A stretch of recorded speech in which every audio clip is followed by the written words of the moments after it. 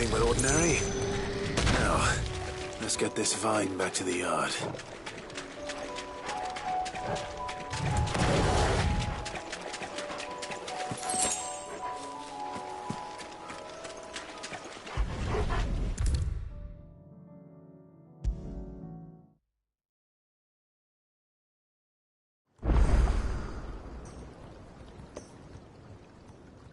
Sid, I can't help but notice that your satchel is twitching in a most violent manner.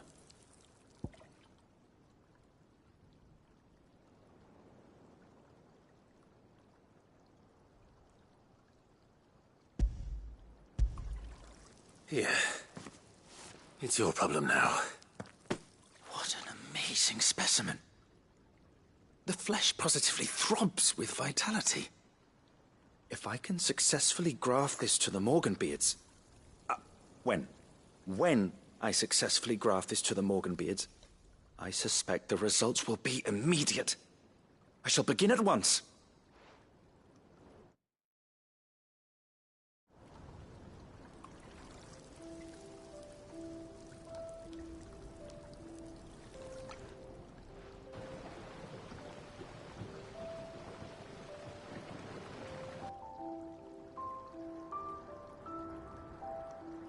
It is just as I hoped. Witness how the Morganbeards have taken to the blighted soil. How they bloom with heretofore unseen vigor. Why, I dare say such a vine graft would yield similar results when applied to other specimens as well. I'm glad I could be of assistance. You've not only helped us, Sid, you've saved us. Do you recall the extract with which I provided you before? I took a moment to distill some more, but this time with the petals from the invigorated Morganbeards. And would you believe? Its potency has nearly doubled. You must accept this vial as thanks for your assistance. The rest, I shall give to Taya.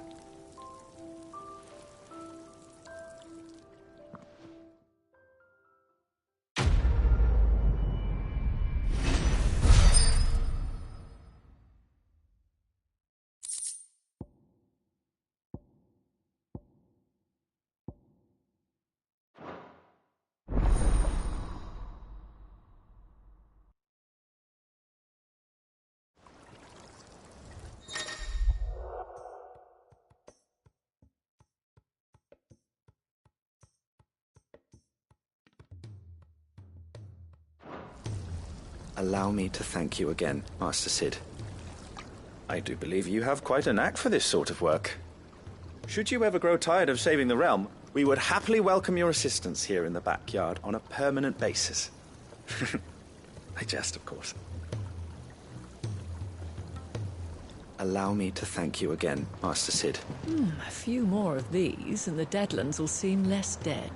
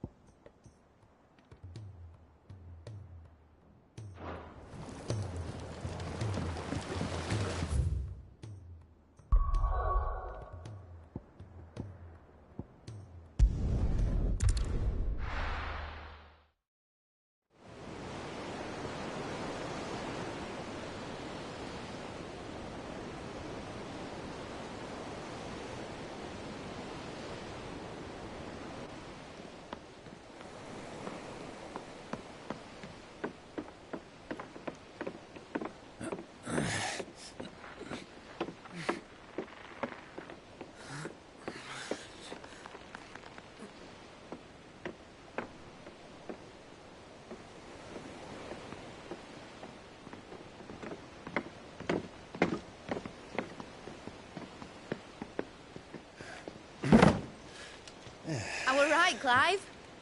My dad had it all worked out. He'd be proud of you, Mid. His writings may have helped, but this achievement is all yours. Can we catch them? The Iron Yard's one of the largest, fastest vessels ever built. And it won't help she has the wind at her back. Any other ship would be hard-pressed to keep pace with her, let alone reel her in. But this isn't any other ship. This is the Enterprise! And the world's never seen anything like my dad's engine. It certainly hasn't.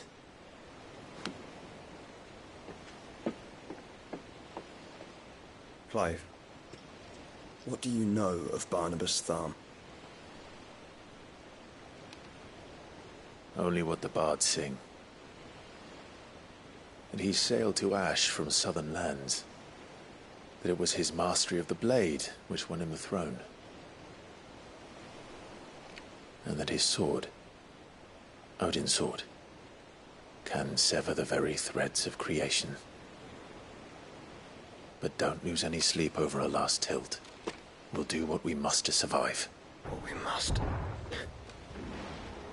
The light! I thought this cove was meant to be hidden.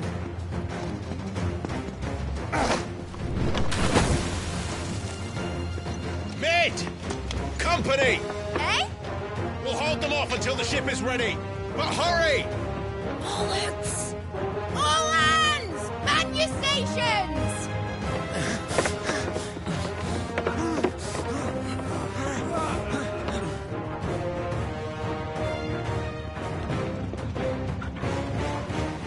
Everyone with me?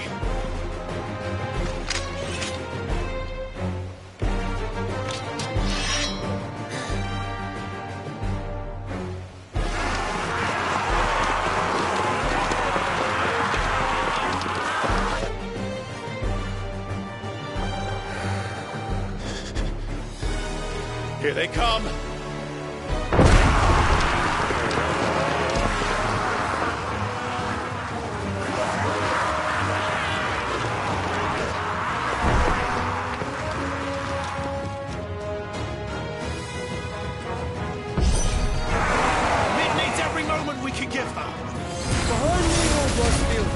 I'll take care of these fuckers.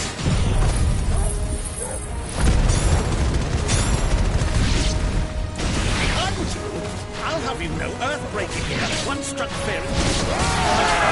About that, Oswald, How are we doing, Mid? I thought you said that ship was fast! What are you doing? Well, that takes time. So if you fancy giving us a push, you let us know second one. Oh? I haven't felt this alive in 20 something. Don't let the clappers, you curds. We've held to pay and have a dandy bang going first.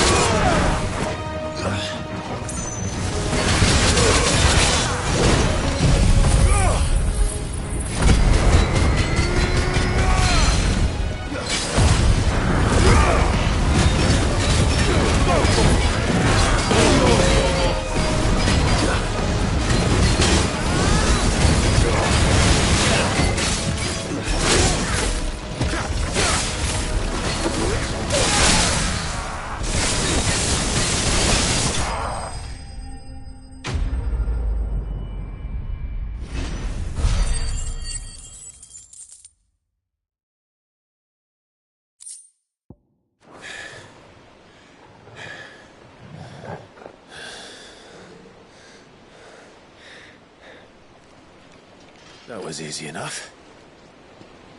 All right, you lousy lot. Get your asses on board. She's ready to sail. You heard the captain.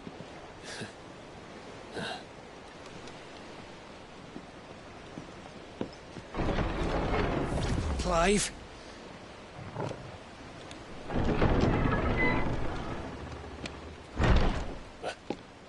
But I thought he was...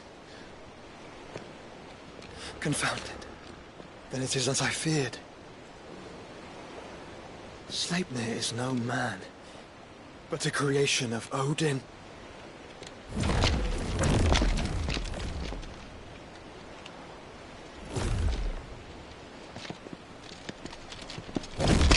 Phoenix's fiery fundament. Have you no normal enemies?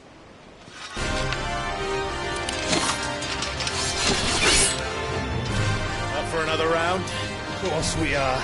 Right, Lord Rosfield? A boy, there was a time people called me the Executioner. Those are my eyes. No matter, heads will roll, all the same.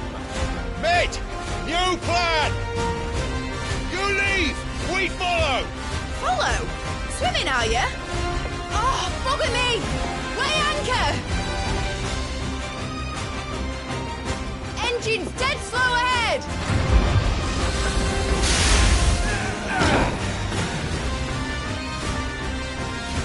Have care, my friends. 'Tis not blood that runs through in Odin's veins. These foes will not fall. But they will fall. Like oaks before a woodman's axe.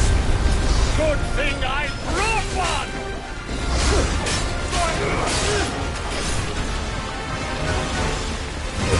How long are we meant to keep this up? As long as it takes. Unless you have a better idea. Well, I've already killed at least 5 of the bastards. Fuck it. Let's do the lot.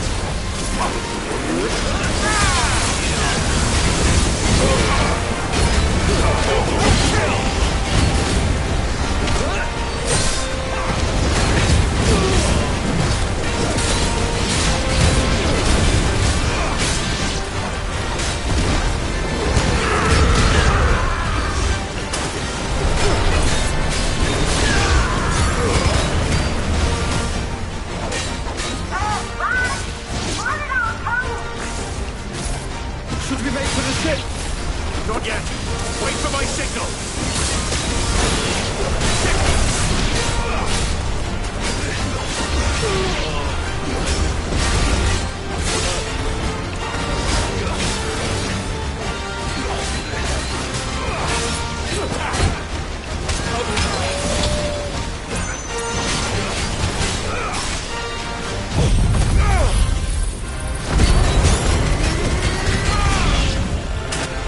In your own time, Clive!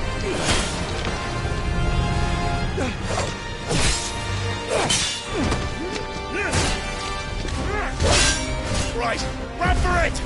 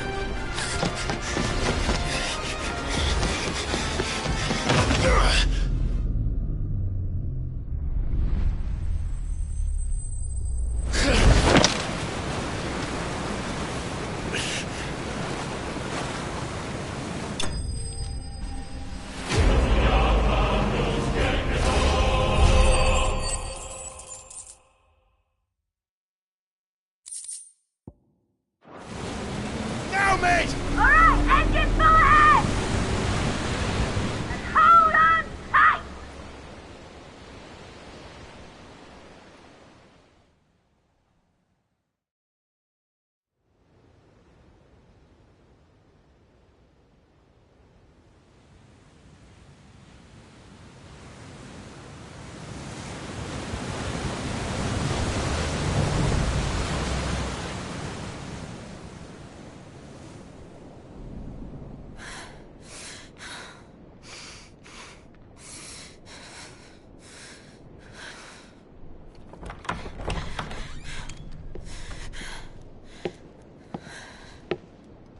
What do you want?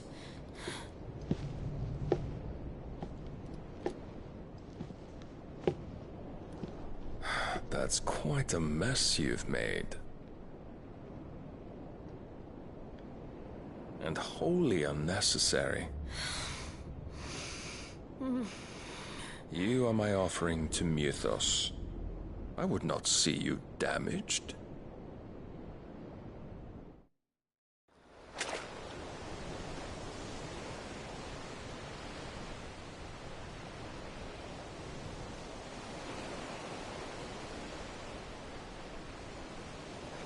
Now back to your stations! Every bell spent treading water puts another league between us and the galleon.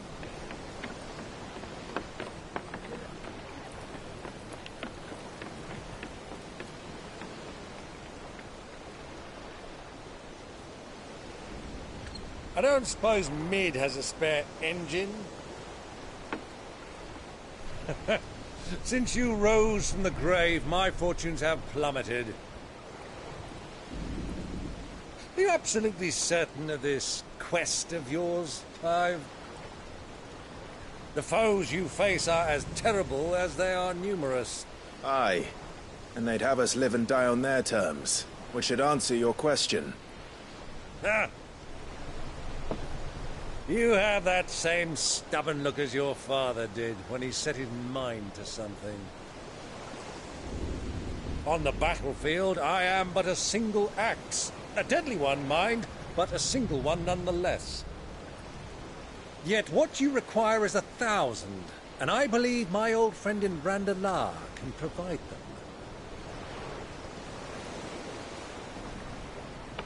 Take care, Clive. I have many more tales of your father's exploits to share. And I cannot very well do that if you're dead. Again. Good luck, Uncle. And may fair winds attend you. As for you, Joshua, take care. I shall do my best, Uncle. Farewell, my nephews. When next you see me, it shall be with an army at my back.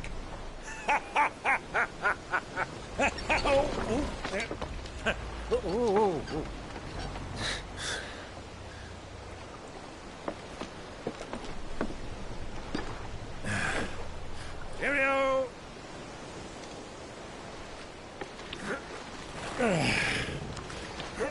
Oh, yeah. Do keep up, my boy.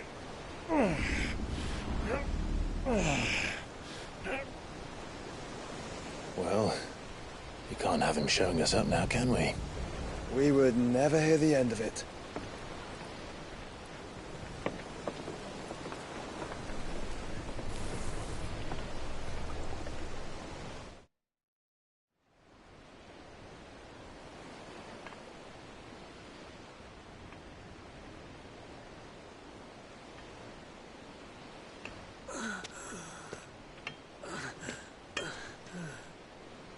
Greek of mercy.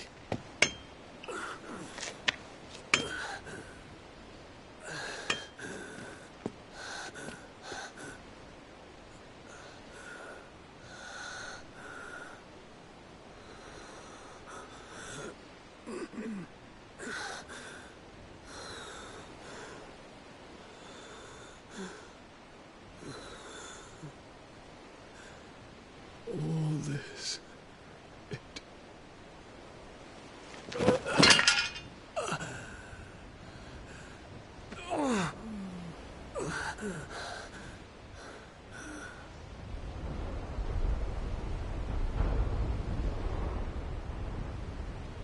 What have I done?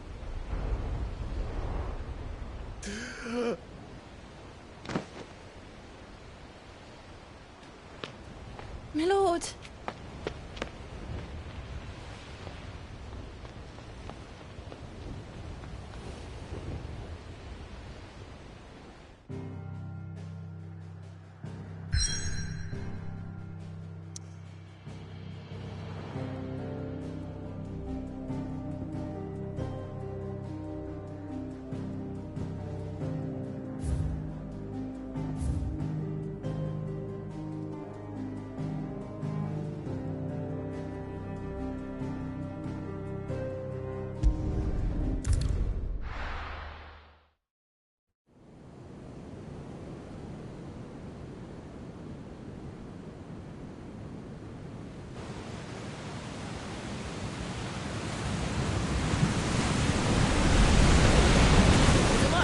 between here and Waloed, but any ship heading north has to round Zemeckis and put through the Narrow. Maintain our current bearing north-northeast, and we'll catch the Black Galleon before she vanishes again. What's to prevent her from circling around Ash from the south? With these winds in those waters, it'd take 'em forever and a fortnight to reach Stonehere. Mid knows what she's talking about, Clive. Better than any of us lot, anyway. I say we do as she tells. Sails on the horizon. She's ours.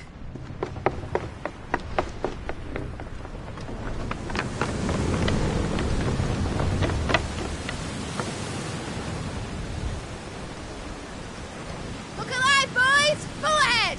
And keep those furnaces fed! Aye, aye! Do you feel that? Jill. All hands! Battle stations!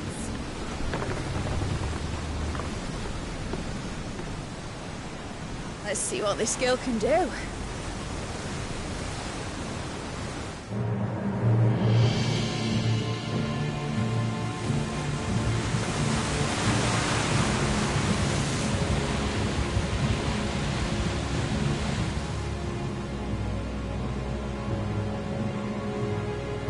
Where one leads, so does the other follow.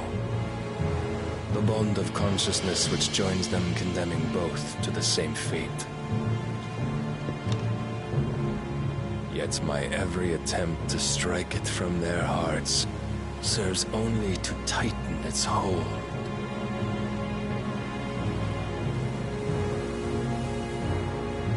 Fascinating.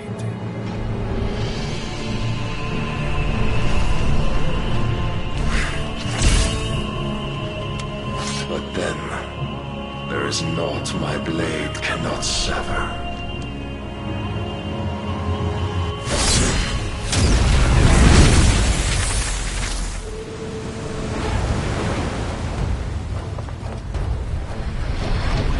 Great Grigor's gas!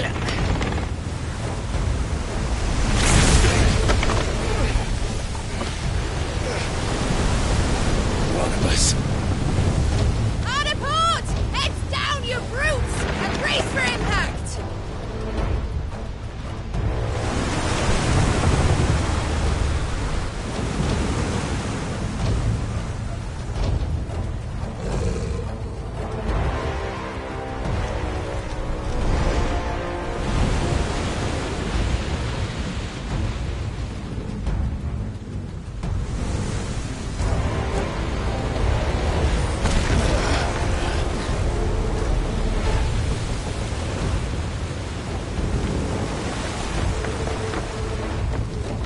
It's now or never.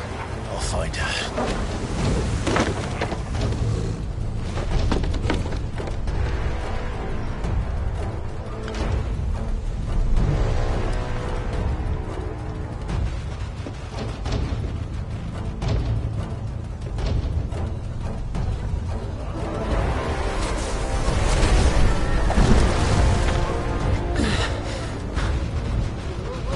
Bloody hell! Hard a starboard!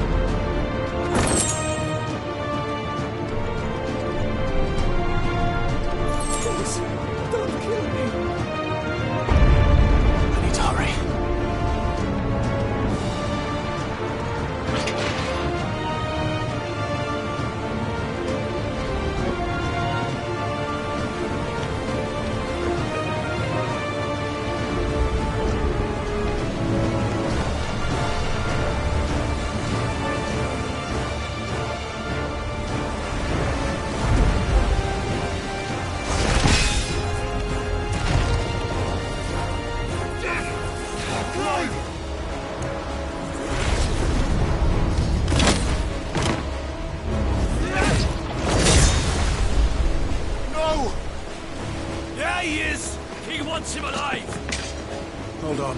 I'm coming. For both of you. Extra seconds!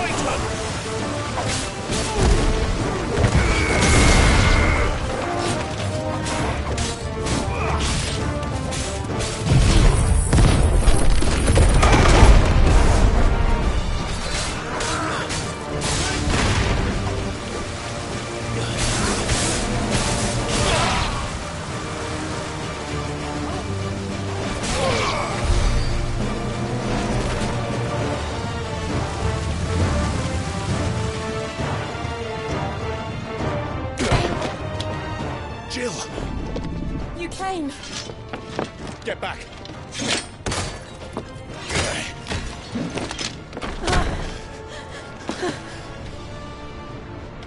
Clive, how did you... I'll explain later. Hands!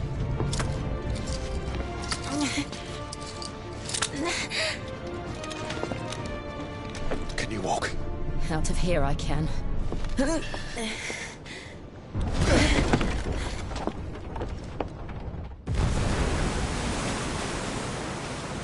Stand still! Phoenix. Are you not the dominant of fire? I see naught before me but a guttering flame.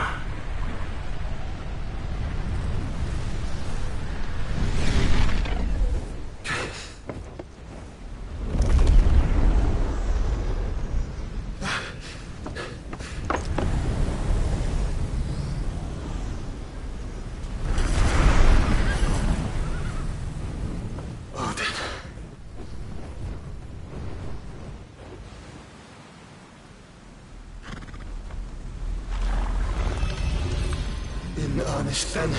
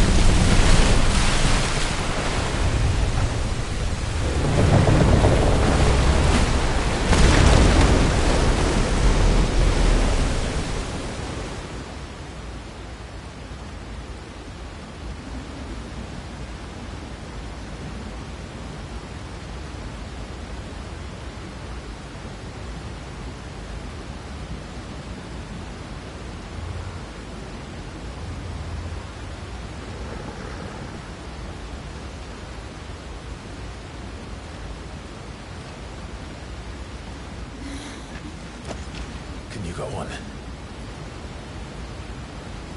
I think so.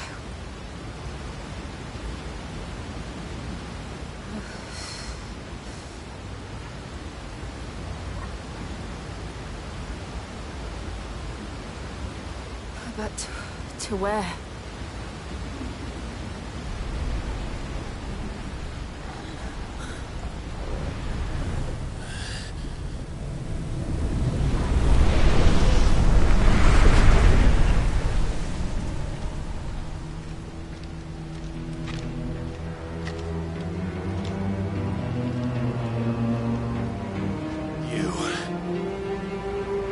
What did you do to Joshua?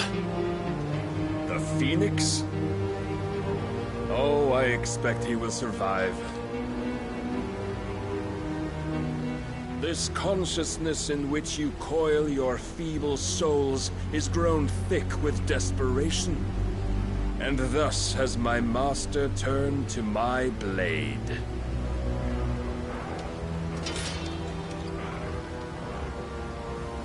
The world will soon be painted in black. And all that live shall gather in death's autumn wake. Not if we remove the cause of this misery. Not if we destroy the last of the Mother Crystals and restore balance to the world. Come. Do you truly think it's so simple?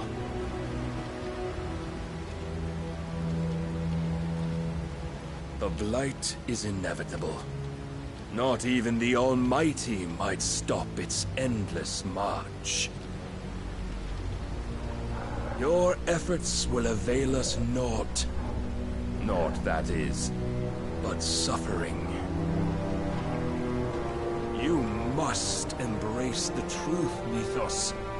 Accept your place with the Lord. Keep it. As long as there's a chance, there's a choice. Ever led astray by your blind resolve.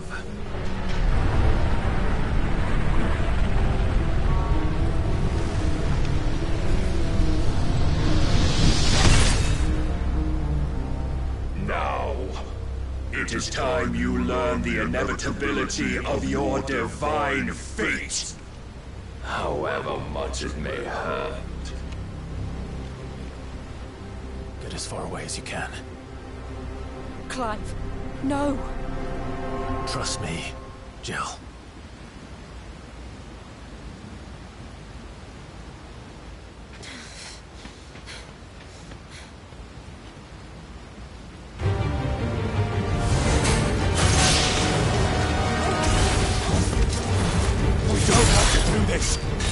Oh, but we do. If only to remind you of your duty.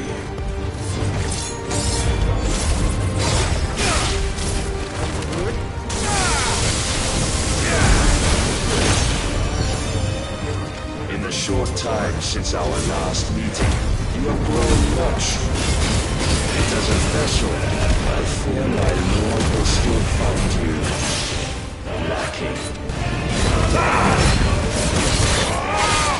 Defend yourself!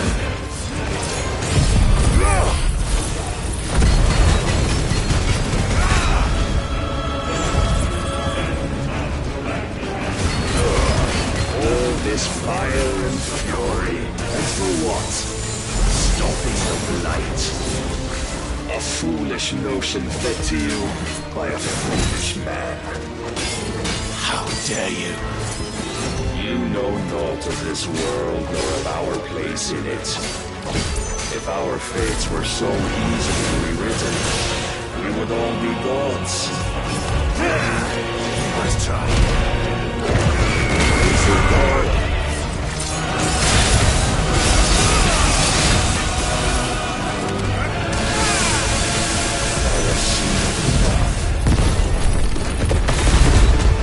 Reason cannot sway you. There are other means of persuasion that might. Cast off the chains. Rise, Mythos.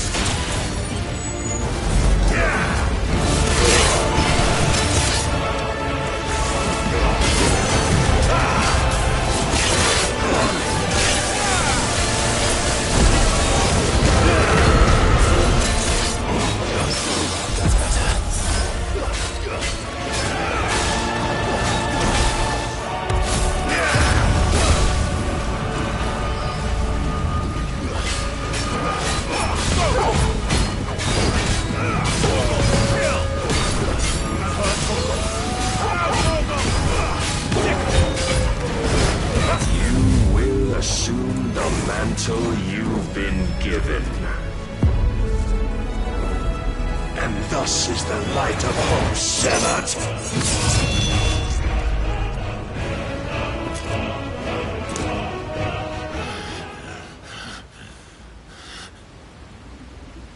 You would yield so soon. Never. Clive!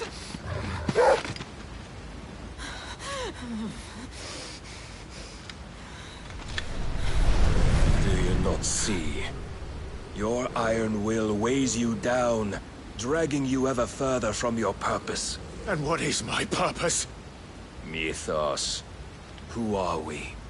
What are the dominants? The breath of the Creator still warm on our lips.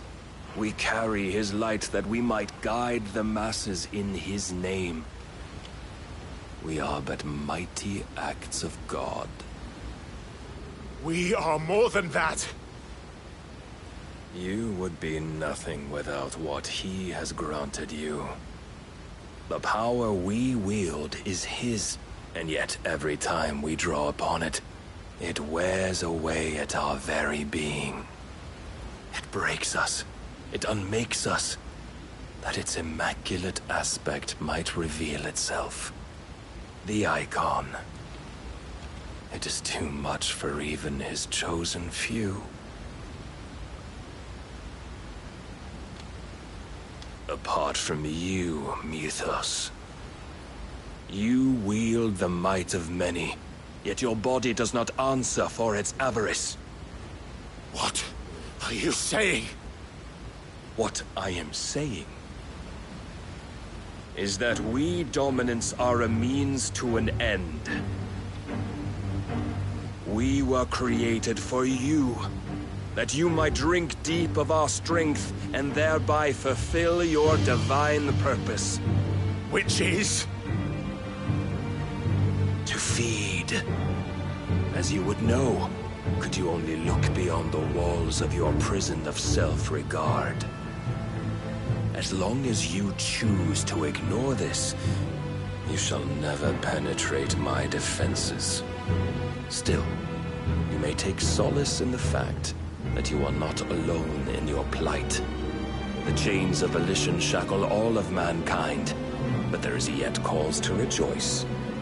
For the Lord, in his mercy, has taken pity on his flawed creations, and shall see them restored to their proper forms. And what exactly would that be? Why, loyal servants to God. No. Manners, Lord Rosfield?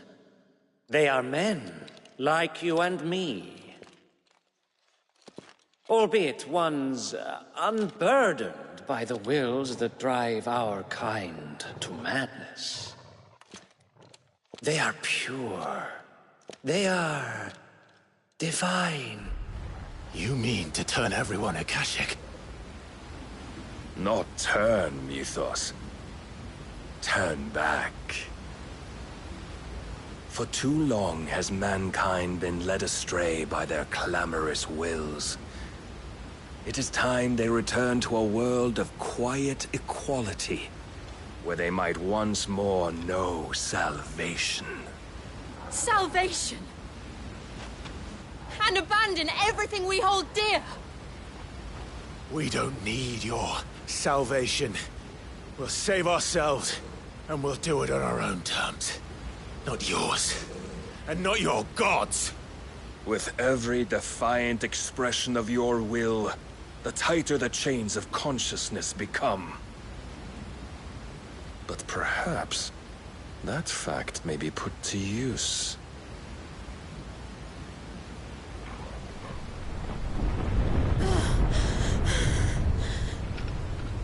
Clive! The faster it binds you to the remaining dominance, the stronger your hunger will become. Until it leads you back to the only answer there ever was. Mayhap not by the path my master intended, but back all the same.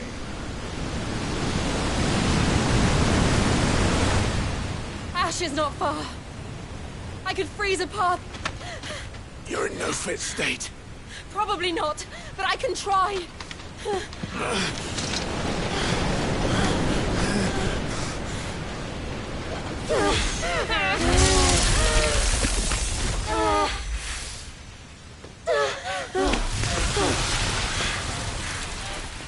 Don't look back!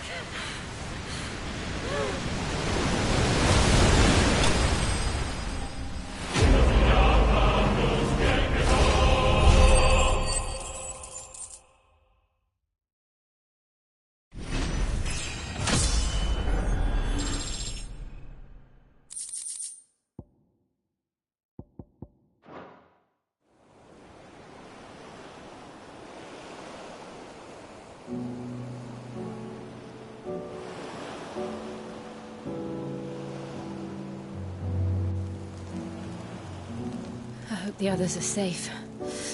The Enterprise was clear of the gap when we fell. They made it, Jill. And they will have seen the ice, where it led. need only wait till dawn.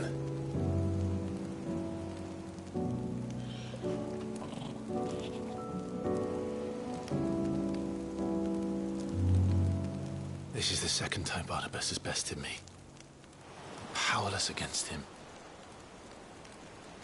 And maybe there really is nothing else for it but to give yourself to his master.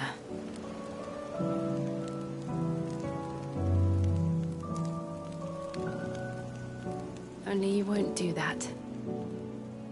The Clive I know would never do that. So you believe? But do you really know me? If what Barnabas said was true, then I'm more monster than man. And each time I summon the flames from within, I burn away the things that make me who I am. Do you, though? Think of what you've used that power for. Of all the people you've saved. It doesn't matter how or by whom it was granted, only how you choose to use it. And you've chosen to use it for good, haven't you? I've also used it to kill. What if that's my purpose? What if it's all I'm good for?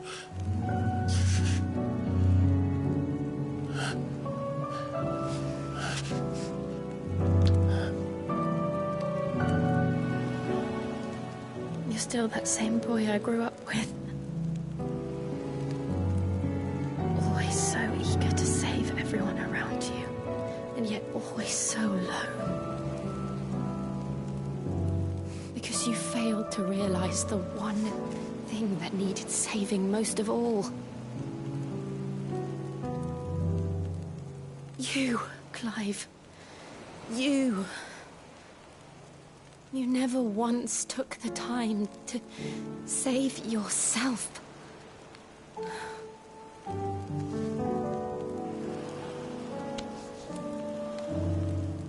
Myself? I think I might be beyond saving. No one is beyond saving.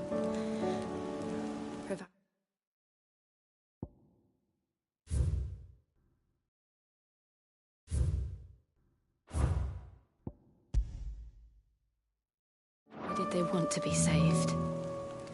You fight to survive. And you survive so that you may protect those you love.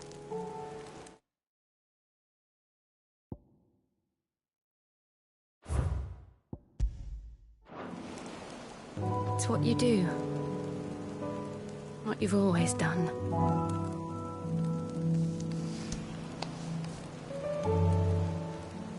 And I know you're not about to change.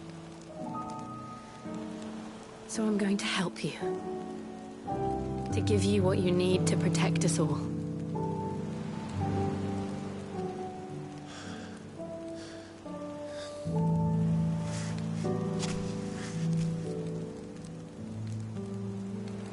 Jill. Are you sure?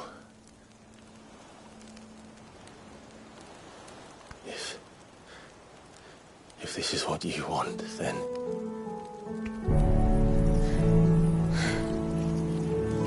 Don't worry, Clive.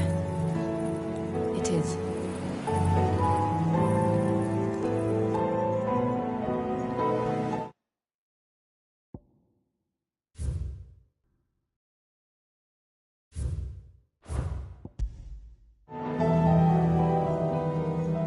This burden, I'll give you the strength to bear it alone. But I'm not alone. These burdens I carry, my sins, my pain, my sorrow, I see now that they are all a part of me.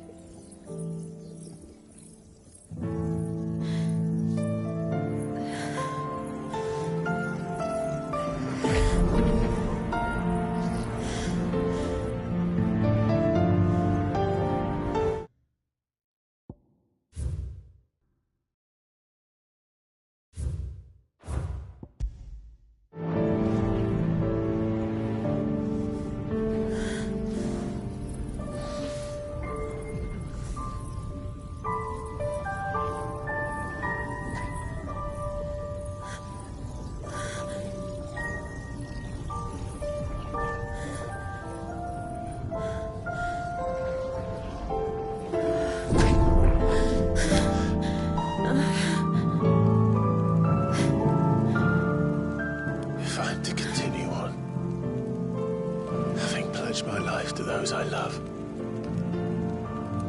And I will gladly bear your burdens too, until my last breath. Clive.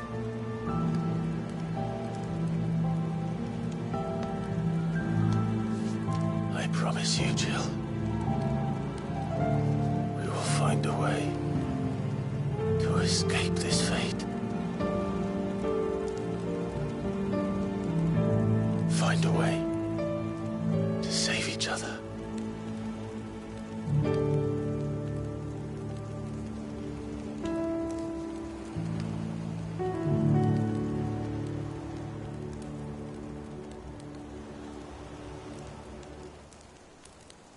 That we might one day look upon the moon again, together.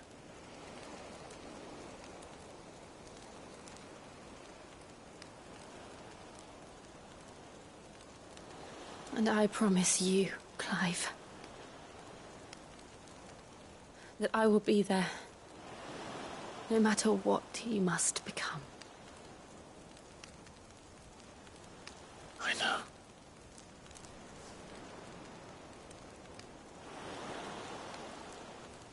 I never thought a smile could bring me so much joy.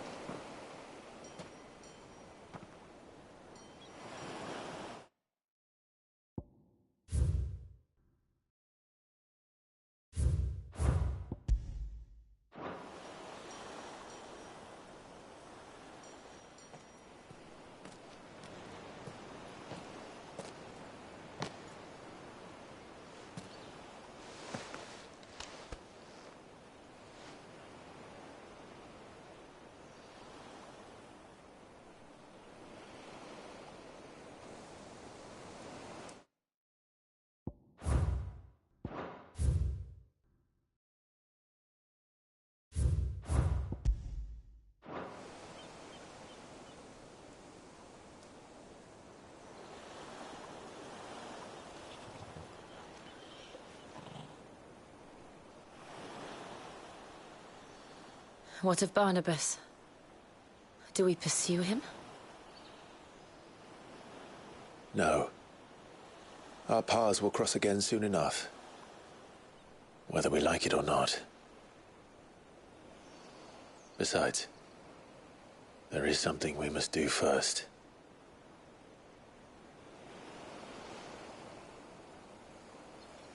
Of course.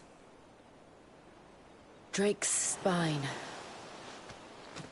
The last Mother Crystal. The Einherjar is at the bottom of the sea. Waloed won't dare move on Storm without her. But they know we're coming now. We'll need a plan. And a damn good one at that. Then let's go home and find one. Ash will have to wait.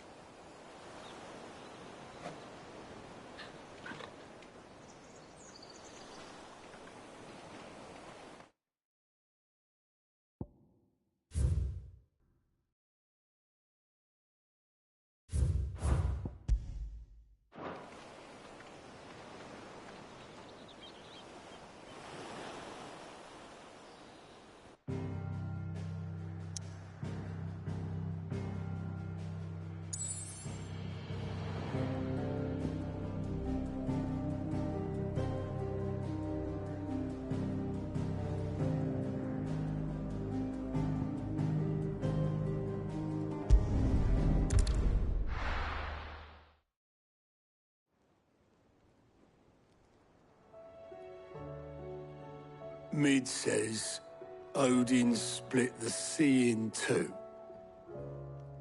She's always been partial to a tall tale. But there's tall, and then there's tall. I struggle to believe it myself.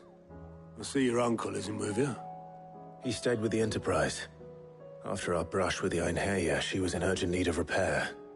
And my uncle knows a shipwright in Randalar. We're to join him there when we're ready to sail for Ash. You sure that's wise? Last I heard, the place was still overrun with Akashic. Show me a city where that isn't true. Ultima's plague is spreading. We're running out of time, aren't we? We've done our best to shore up that hideaway. But I doubt a few planks will stop what's coming. Still, we'll keep at it. Every little helps, I suppose. Let's hope so.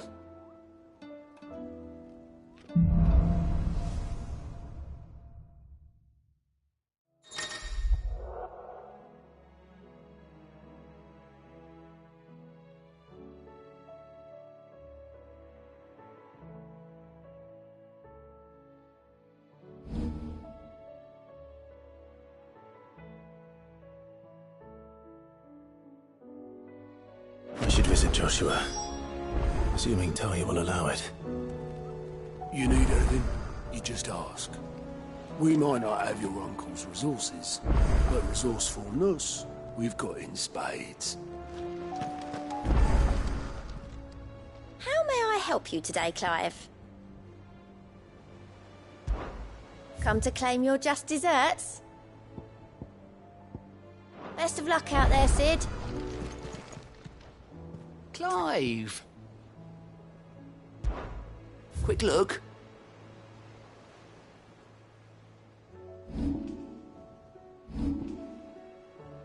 Seen enough?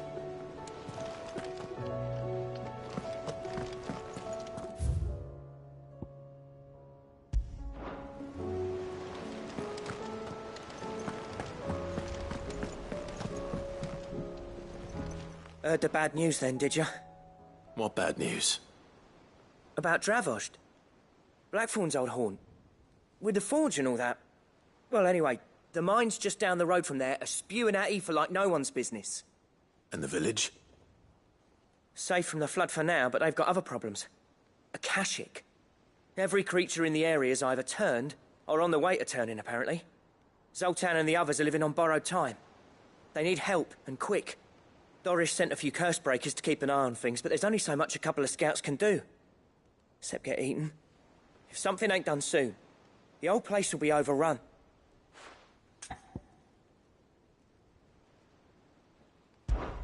I won't let that happen. Didn't think you would. Does Blackthorn know? I thought it might be better if he didn't. He'd only do something stupid. You reckon we should tell him? No. It's better this way. Yeah, well, I can't stand about knowing what's happening out there, so I'm off. I'll see you in Dravost.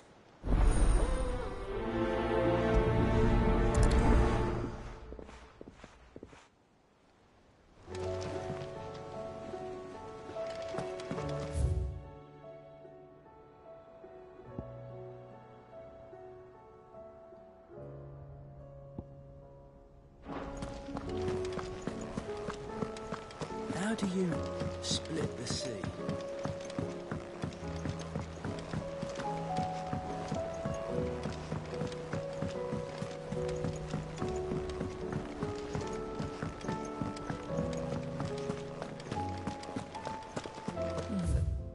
Stew's awfully thin these days. What do you expect? Farmers are abandoning their field. My Lord Marquis, I heard about Eastpool. That some of my fellow Guardians are to build a new home there, both for themselves and for Madame Martha's bearers. Is it true? It's true. The village is to be rebuilt. I have many fond memories of Eastpool. When I was a child, we would visit my aunt and uncle often. They would lavish attention upon me as if I were the son they never had. I went to see Aunt Hannah after my uncle passed away, but not nearly as often as I should have. Oscar, I'd like you to assist Sir Wade in the rebuilding efforts. But But, my lord, my training is not yet complete. I couldn't possibly. I warned you I might not be the easiest of masters, but I'm not as hard-hearted as that. Go. Be with your aunt. Rebuild her home. Is what she would have wanted. Yes, my lord. Thank you, my lord. I will not forget this kindness, my lord. I shall go to Eastpool, but as soon as the rebuilding work is complete, I promise to return.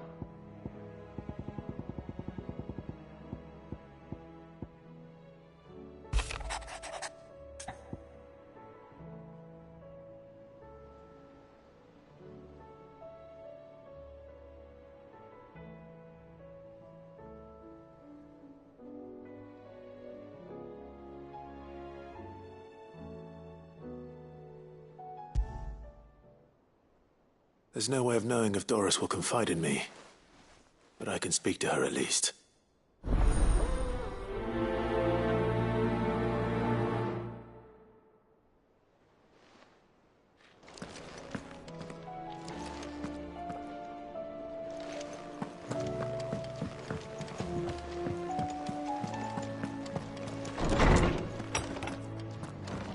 I will not forget this kindness, my lord.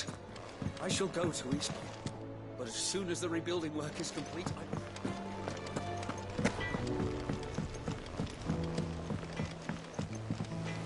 Oh! Oh, what is it? You take care now. Have you tried Molly's lemon tarts? I've never had anything so delicious.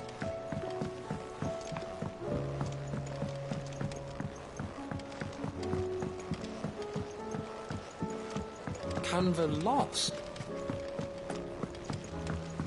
I'm sorry. I finally finished the book I was writing. You're welcome to read it.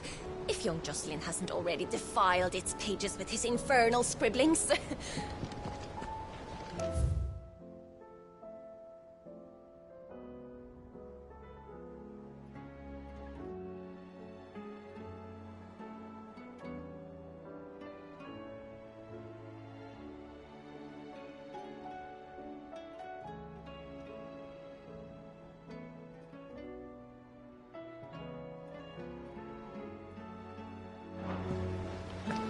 Miss, can we read Miss Editor's story for our lesson today? What a wonderful idea, Jocelyn. Let's do just that.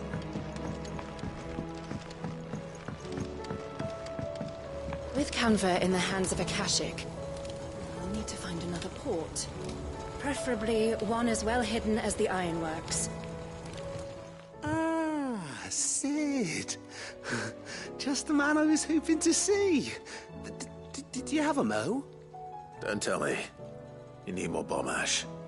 Oh no, we still got plenty of that left. I'm working on bringing another one of the Chief's designs to life. This time, it's a new smelter. It's got a reverberatory hood over the top for additional thermo amplification and a system of reciprocal recirculatory regenerators that let's just say it gets very blimmin' hot.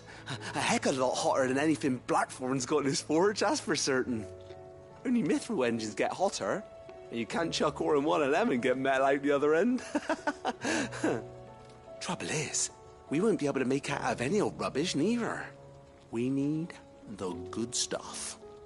And I hear you once helped Helena get her hands on exactly that. Any chance you could help me too?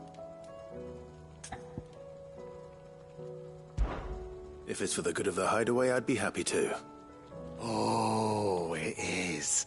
I promise you. So, what exactly is this good stuff you need me to find? We've got a couple of examples here. Spherical echoes, we call them. More fallen materials. So this smelter is similar to the Mithril engine in more ways than one. That's right. They're a bit like the thermal helms. Fallen ceramics deal with heat like nothing else, see? And what's more, they're directional, transferring heat from the inside to the outside. But these things, they're all outside. If we line the hub with them, they'll reflect the heat right back into the furnace. We've collected as many as we can, and I know where we can get the rest. Trouble is, they're all watched over by their bigger, uglier cousins. So you want me to visit some ruins, destroy some echoes, and bring back the spheres they're guarding? That's it in a nutshell, yeah. We're only 3 short, mind. And we know exactly where they are. There's one up Amber Way, in that ruin that they call Lost Plume, and another in the Silent South, over in Dalmekia. Last one is in the ruins of Advent, which is in the Empire. All right then. Wish me luck. It'll do. I'll be keeping all my fingers and toes crossed.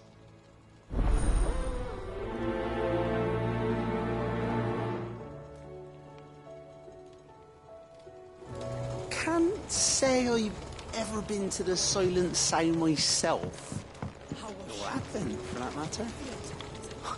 I've hardly ever been out of the duchy, to tell you the truth. Get the chance to visit Lost Plume once, though. What a piece of work that place is. Would have stuck around to study the relics more. If half of them hadn't been trying to blimmin' kill me.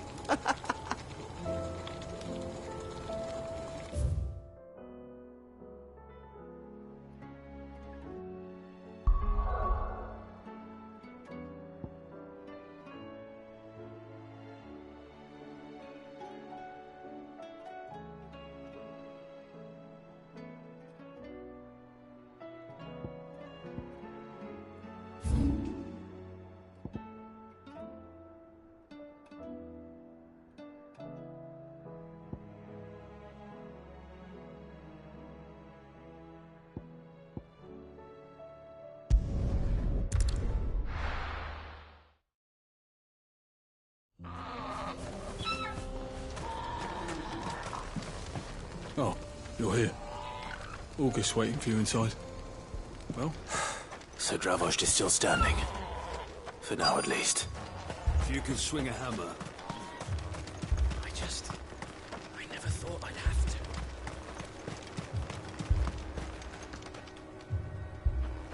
Clive!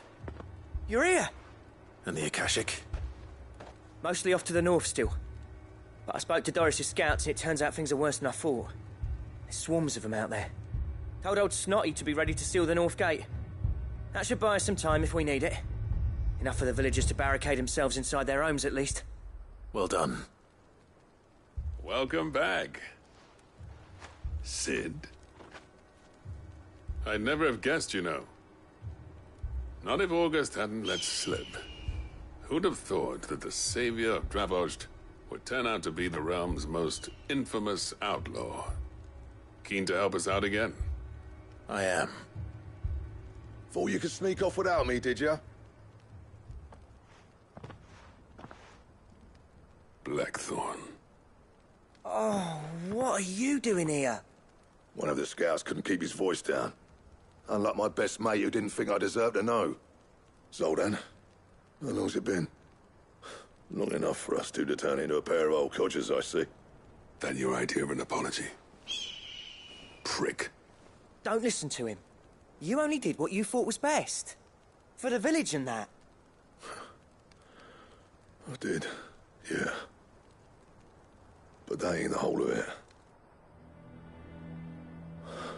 Vulcan, our master, didn't leave the chiefdom to the two of us. He left it to me, the best blacksmith in Dravost, barring himself, of course. Bloody stupid tradition, in my opinion. If someone's got talent, you should let them practice their craft, not ask them to settle petty feuds and barter for grain. Our master wasted half his life that way. I wasn't about to let that happen to me. So you wasted half of mine instead. You're what Dravost needed. Under me and my precious ideals, this place wouldn't have lasted a year. So I left to devote myself to the work and spare you lot the consequences. I may be a selfish prick, but I only did what I felt I had to.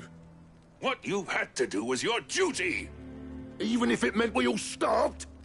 Enough. This is no time for bickering. You can finish beating each other up once Dravost is safe.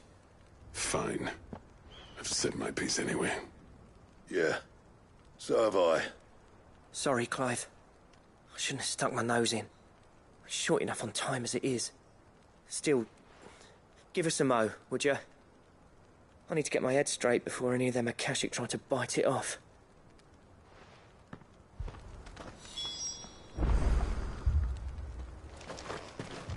Prick or not, I won't abandon Dravost to a swarm of Akashic.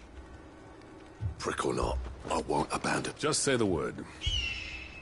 The villagers know to keep out of sight when the fighting starts.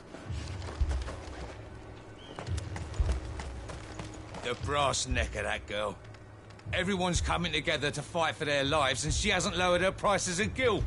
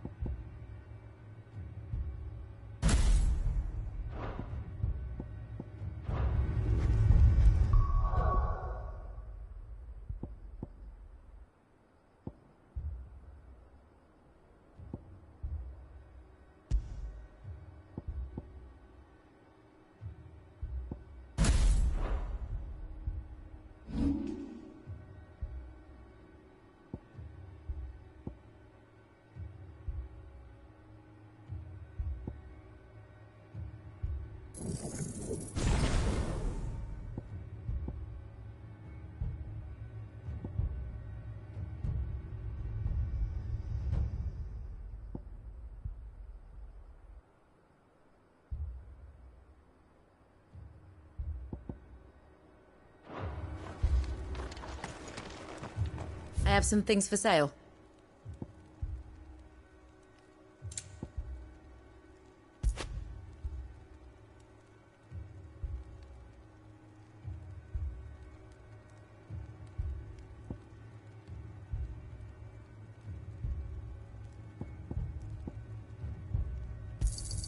Certainly. Go safely now. I have some things for sale. Certainly. Here you are. Go safely now.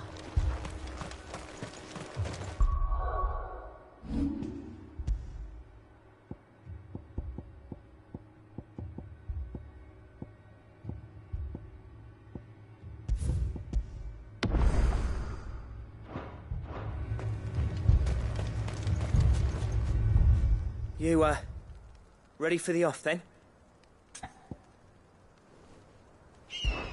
We can't afford to waste any more time. Right you are. Might be worth having one last word with the scouts, though. Don't want any nasty surprises, do we? Oh, and Blackthorn, you and Zoltan might be better off staying inside the... Akashic on the move. How close are they? Within sight of the walls, and there are more coming up from the mines. What was I saying about nasty surprises? They'll wash right over us if we stay out in the open. We're pulling back behind the gates. Good idea. Get yourselves inside, but keep your weapons handy. Understood.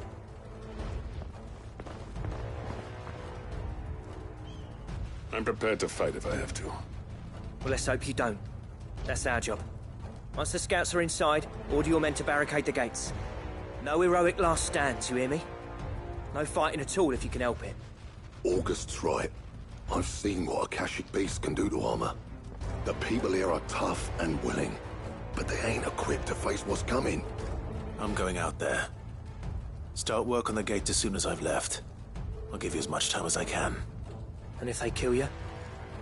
You evacuate. But it won't come to that. I promise. You'd better be right. Take good care of Dravoj till I get back.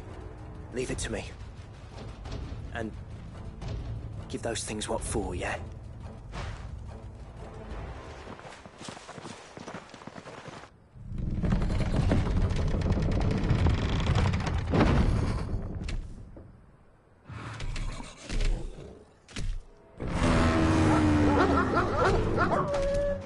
All right. Which one of you's first?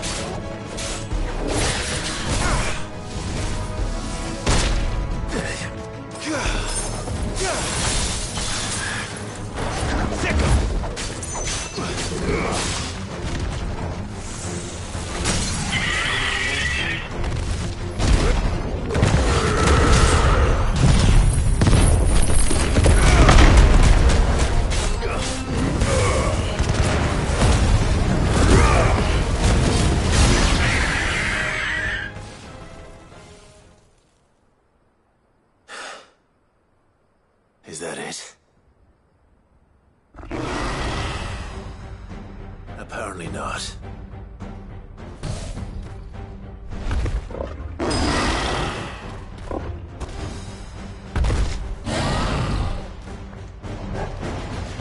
You're not getting past me.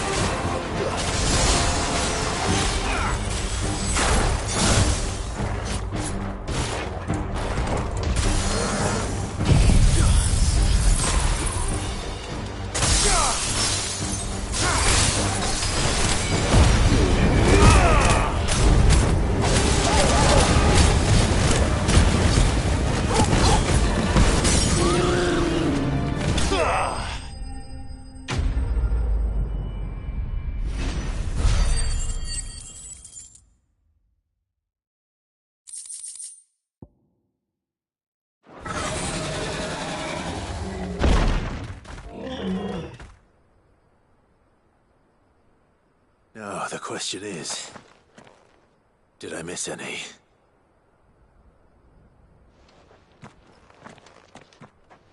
Man alive!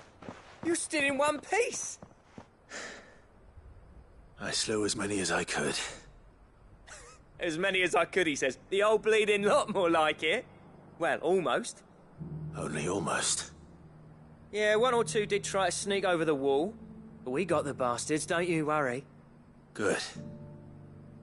Though you do know, more will come in time. In time, yeah. But we can think about them later. Let's get you back inside.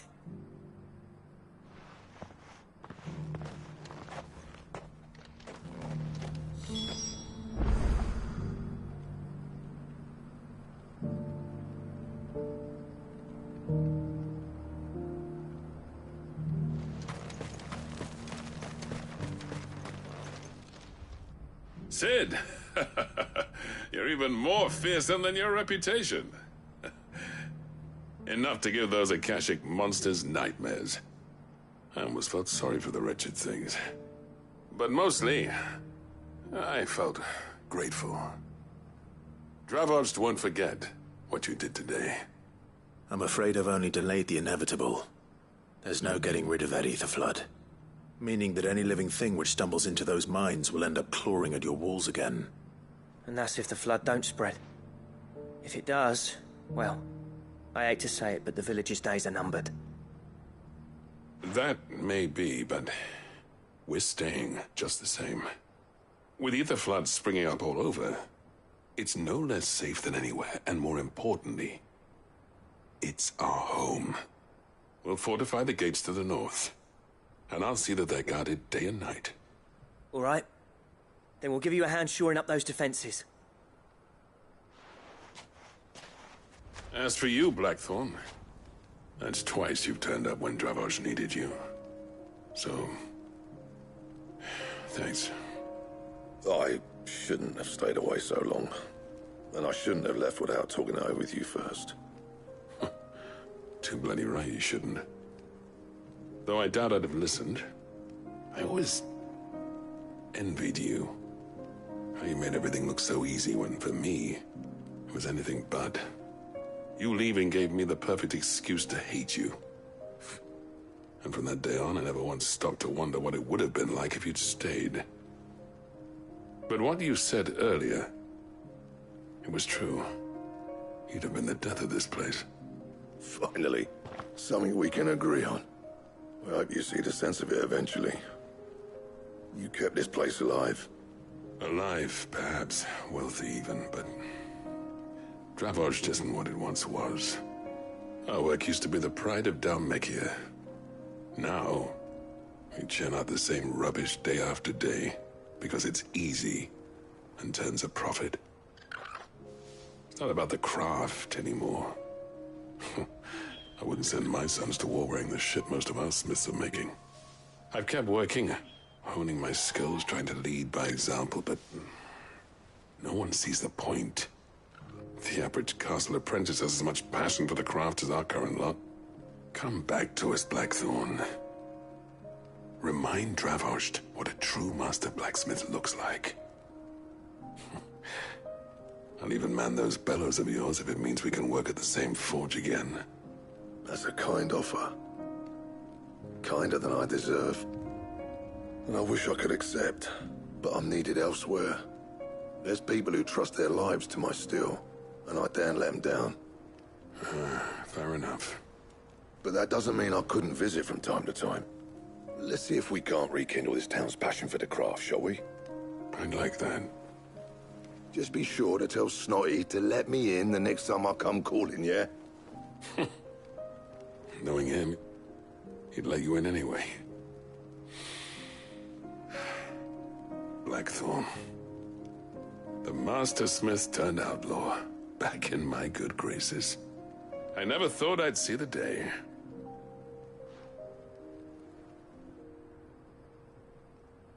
I'd say that went pretty well, wouldn't you? Even better than I'd hoped. Sid, I've got something for you.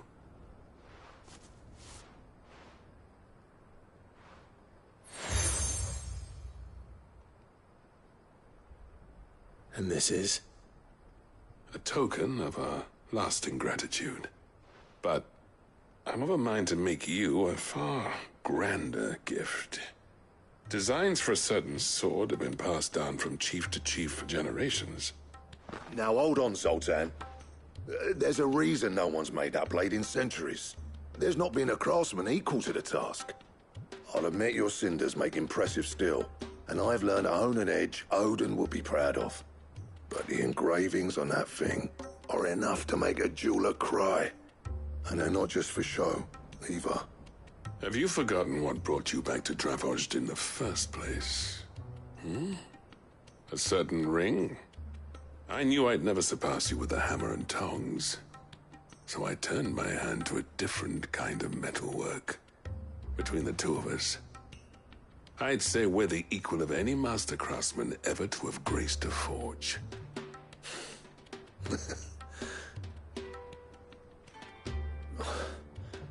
You know what? I think you might be right. Clive, you wouldn't mind if Zoltan came back to the Hideaway, would you? He's more than welcome. As long as he can keep our secret. Right. Zoltan, get your tools. We've got a legend to forge.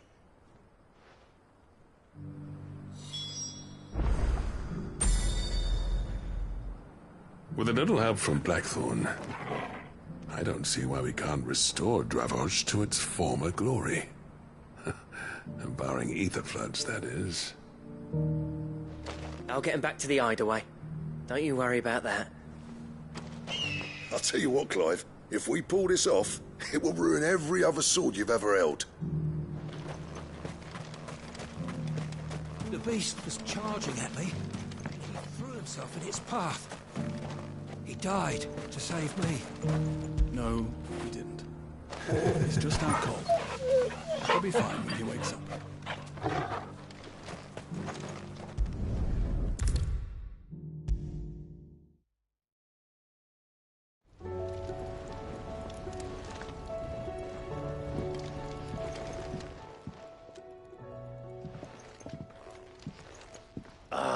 The man himself.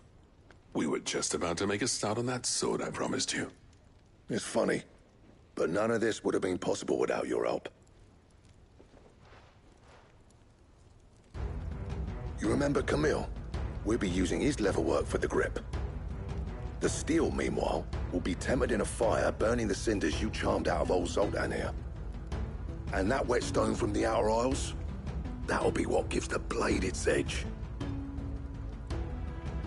And the final flourish will be my talented colleagues' engraving. A team effort led by the greatest blacksmith alive. Now, save that talk till the thing's finished, yeah? Right. I'm ready if you are. To the bellows it is, then.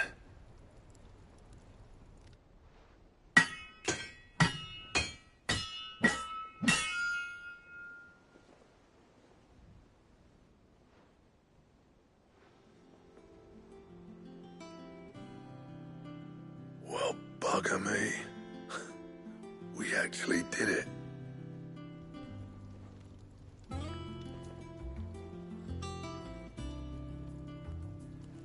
The sword to end all swords. Ragnarok. It's quite something. I trust you'll take good care of it. Thank you. Both of you. So, does this make you pair the greatest craftsman alive, then? This? Nah. This was just following the footsteps of the greats of old. It'll take more than that to earn us our place in history. But we're up for the challenge. Here. A list of materials.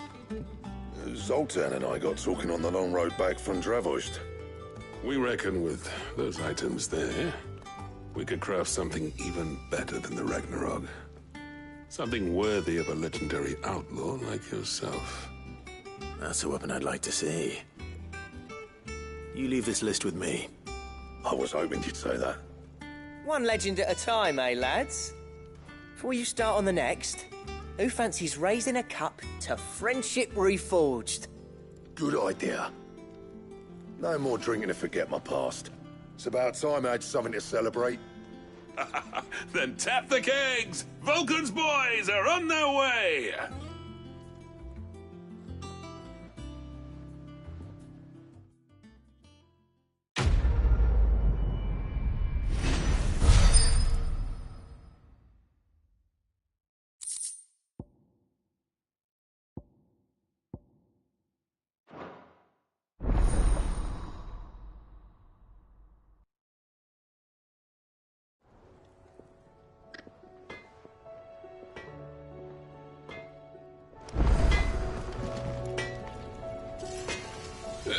No need to thank me for the sword. I'm happy just to be here. Do you reckon we finally got to the bottom of Blackthorn's troubles then? That'd be something, eh? No, he wouldn't be Blackthorn if he didn't give us the odd scowl.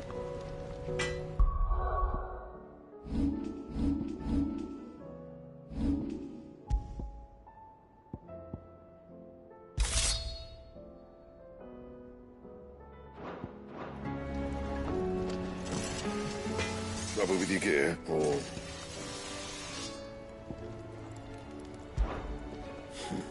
I never thought me and Zoltan would ever speak again, let alone work together. And if it hadn't been for you, we wouldn't. You've been a good friend to me, Clive.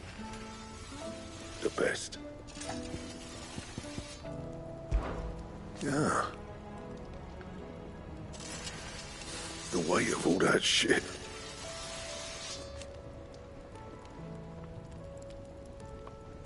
Cover the that one. What do you want?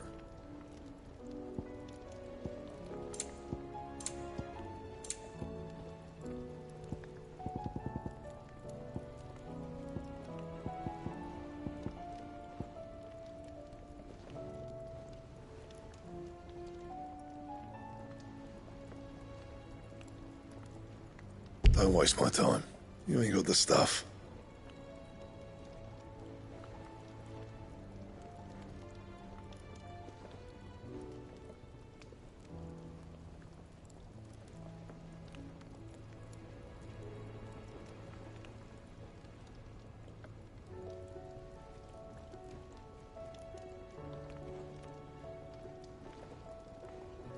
And?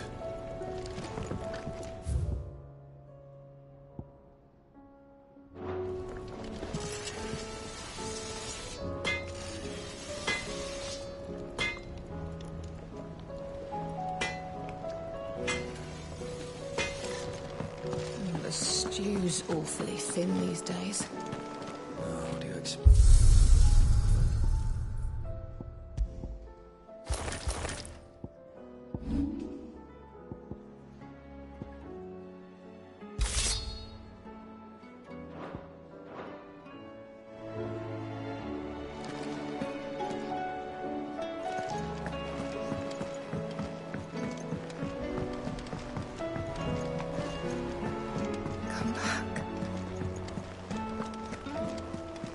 Covered in nicks and lumps, the lot of them.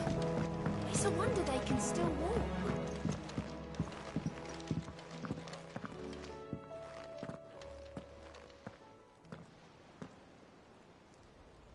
Where are you? Can I help you, Sid? I'm looking for Doris. Is she here? I'm afraid not. She's at Martha's Rest on a job. My job, actually. When she heard what the mission was, she insisted on going herself. Alone. Did she? What was the mission? Following up on some new information. Once they'd settled in, the bearers you helped liberate in the Dragon's Eyrie were keen to talk about their imprisonment. And about their captor. The slaver Cole's team were tracking when they were attacked by the Beastmen. I'll go and find her. She's at Martha's Rest, you say? If she's not moved on already, yes. I hope everything's all right. Why would Doris insist on going alone? Maybe Cole was right to be worried. How do you split this? I would have gone to Martha's Rest with Doris, but she ordered me to stay behind. And I'm not about to start disobeying orders.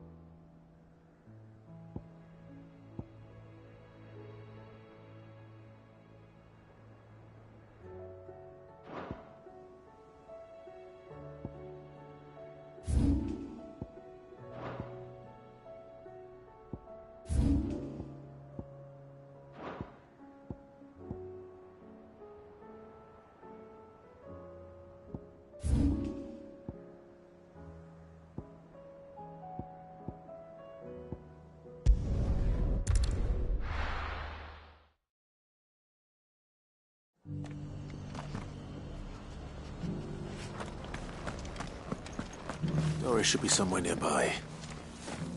Assuming she's still here.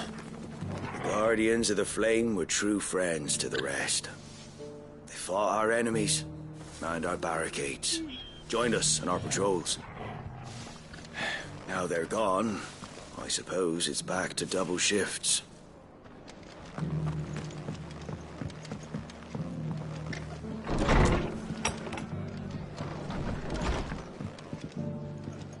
Ah, Clive, I was just about to send for you.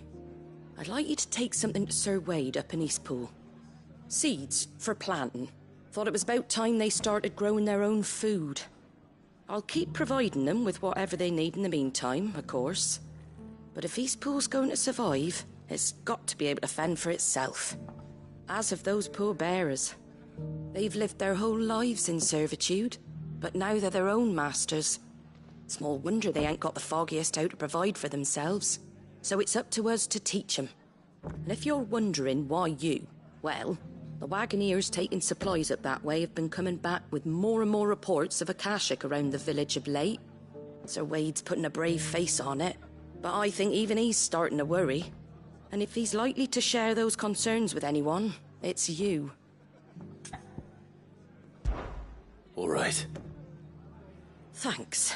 Wouldn't ask if I didn't have to. There.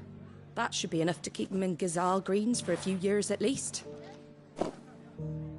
Gazal Greens? Not the most mouth-watering crop, I'll admit. But they're hardy, they grow fast, and they fill a hole. Better that than something that'll wither away at first frost. And chocobos love 'em too, which is no small thing. When I say all of us need to pull together to get Eastpool back on its feet, I mean all of us. They ain't exactly succulent, but cook 'em right and they're just about bearable. I'll take your word for it. Anyway, Sir Wade'll know what to do with them. And if he don't, well, I'll go up there and show him myself. I'm sure you will.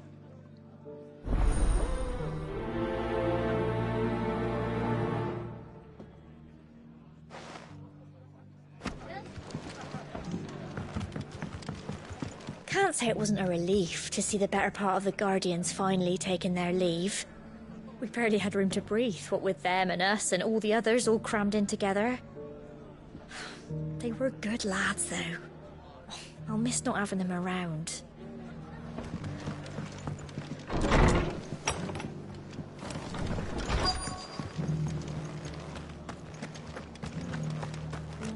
Just because the heavens have gone to rack and ruin, it don't mean we... have to. Now, let's get this stall set out.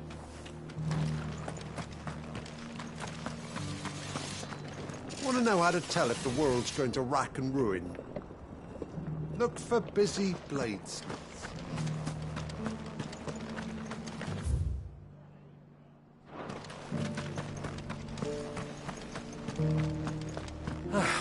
Nearly done.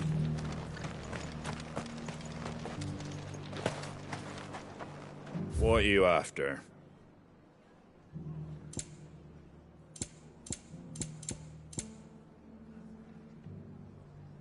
That all, is it?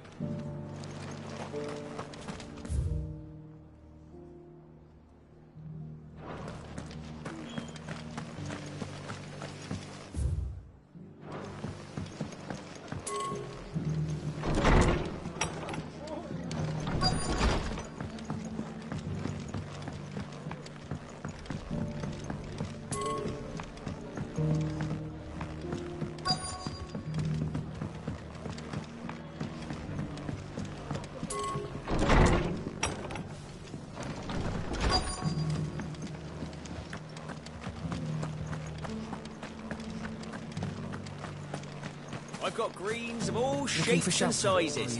Colours Come on inside, I'll introduce you to Martin.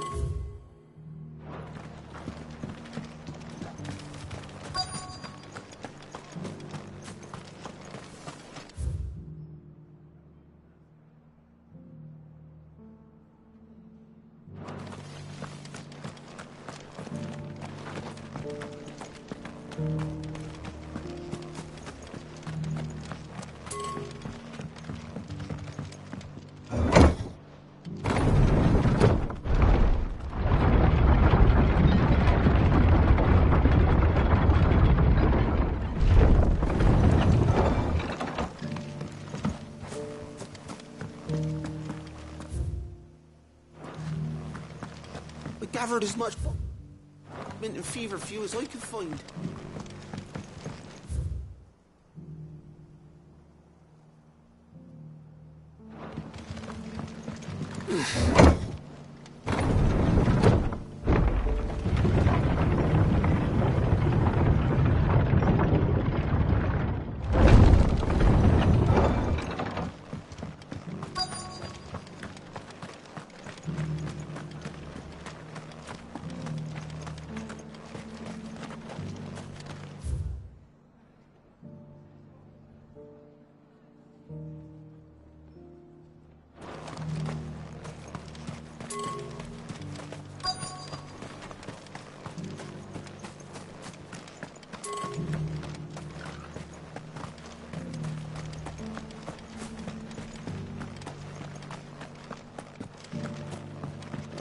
This can fuck right off.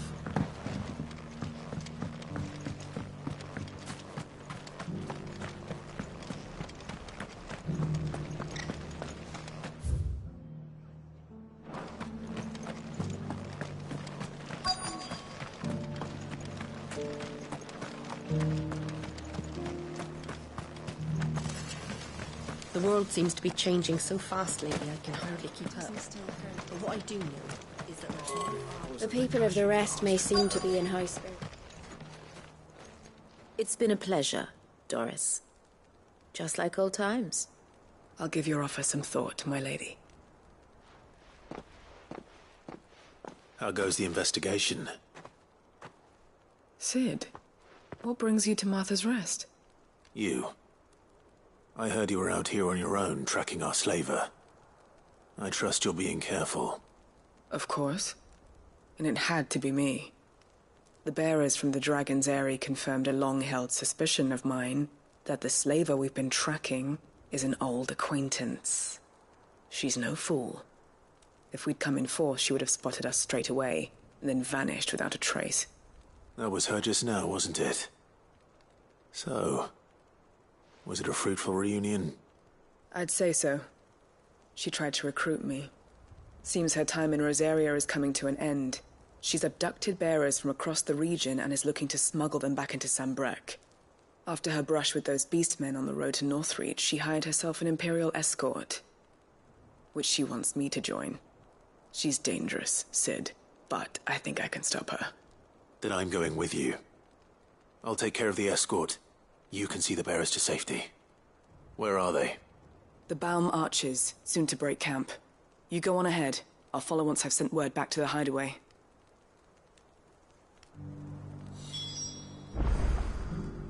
She asked me to join her at the Baum Archers. It's a wonder she still trusts me after everything that happened.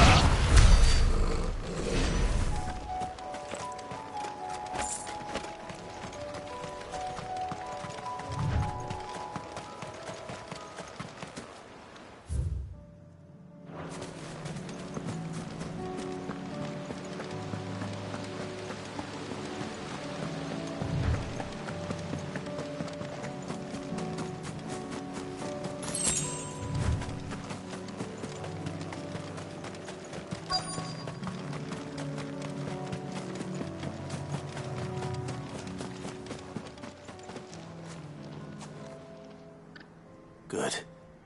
They haven't broken camp yet. How did Doris come to know a slaver, I wonder?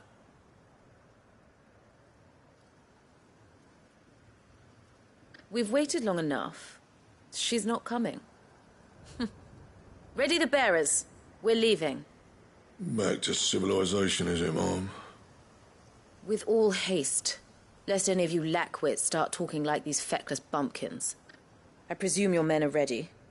We've suffered too many delays as it is. Any more, and I'll be docking your pay. Yes, Mom. Oh, but before you go, it appears we have company. Kill him. You're welcome to try.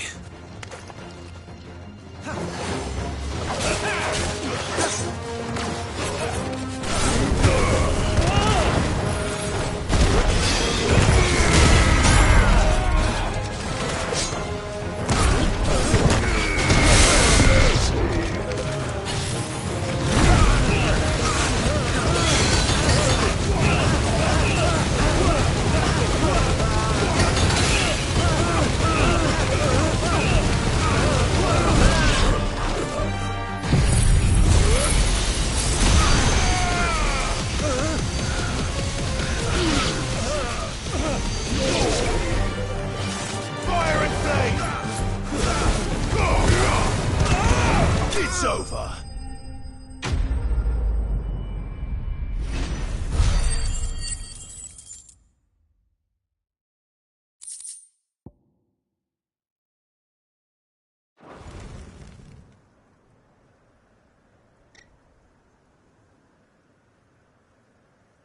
So much for your escort. You'll forgive me for not avenging my men. I'm not the swordswoman I used to be. I surrender. Do with me as you wish, Sid the Outlaw.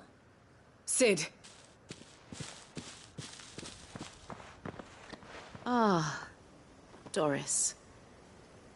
I take it you're not here to rescue me from our brooding renegade? You know, I always wondered where you'd vanished to. But casting your lot with this criminal of all people... Better fighting for a cause than killing for coin. I'm sorry, Sid. I should have told you sooner. This woman, my former master, once trained bearer children to be weapons in service of the highest bidder. She raised me like a daughter, and I did terrible things to earn her favor. It wasn't all terrible, surely. We had our fun, too. You were always so eager to learn, and had such clever hands. All my other children took either to the blade or to the books. Always either or. But you proved yourself a master of both. That's why I kept you for my own. How about it, my little dagger? Care to swear that blade to me again? I never swore my blade to you, nor will I ever. I fight for a higher cause, to liberate the bearers of this world.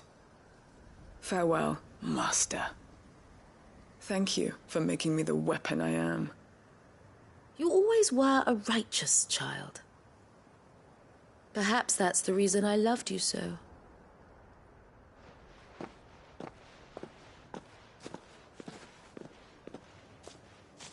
What do you want to do with her? I am not the killer she wanted me to be. Not anymore. And she no longer has friends in high places. The Dame does, though. Her connections at the Imperial Court will see that justice is done. All right. If you're certain. I am. And thank you for everything. Now, I better let these bearers know that they're safe.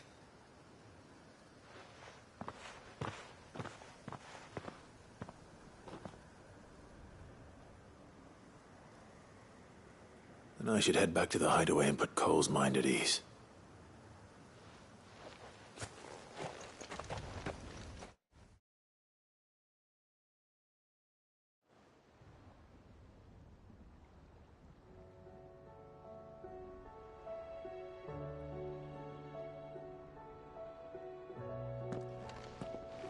Welcome back, Cid.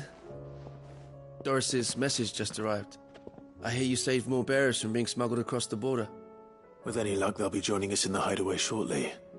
Oh, and your letter. You don't need to worry about Doris anymore. I'd been hoping as much. She mentioned one or two things in her report. So the slaver we'd been chasing all these months was her former master. Wish I'd known. She's been arrested, by the way, over in Sambrek. Went quietly, or so we're told. And she won't be getting off lightly. The Empire may have no love for bearers, but it's none too fond of black market traders either. Can't have been easy for Doris. I'm sure it wasn't. But don't worry. She'll be all right. I hope so. Suppose you should know, eh? You had quite the past yourself before you came here, or so I understand. Anyway, thanks again, Cid. The Cursebreakers would be lost without Doris. And you, of course. Keep up the good work, Cole.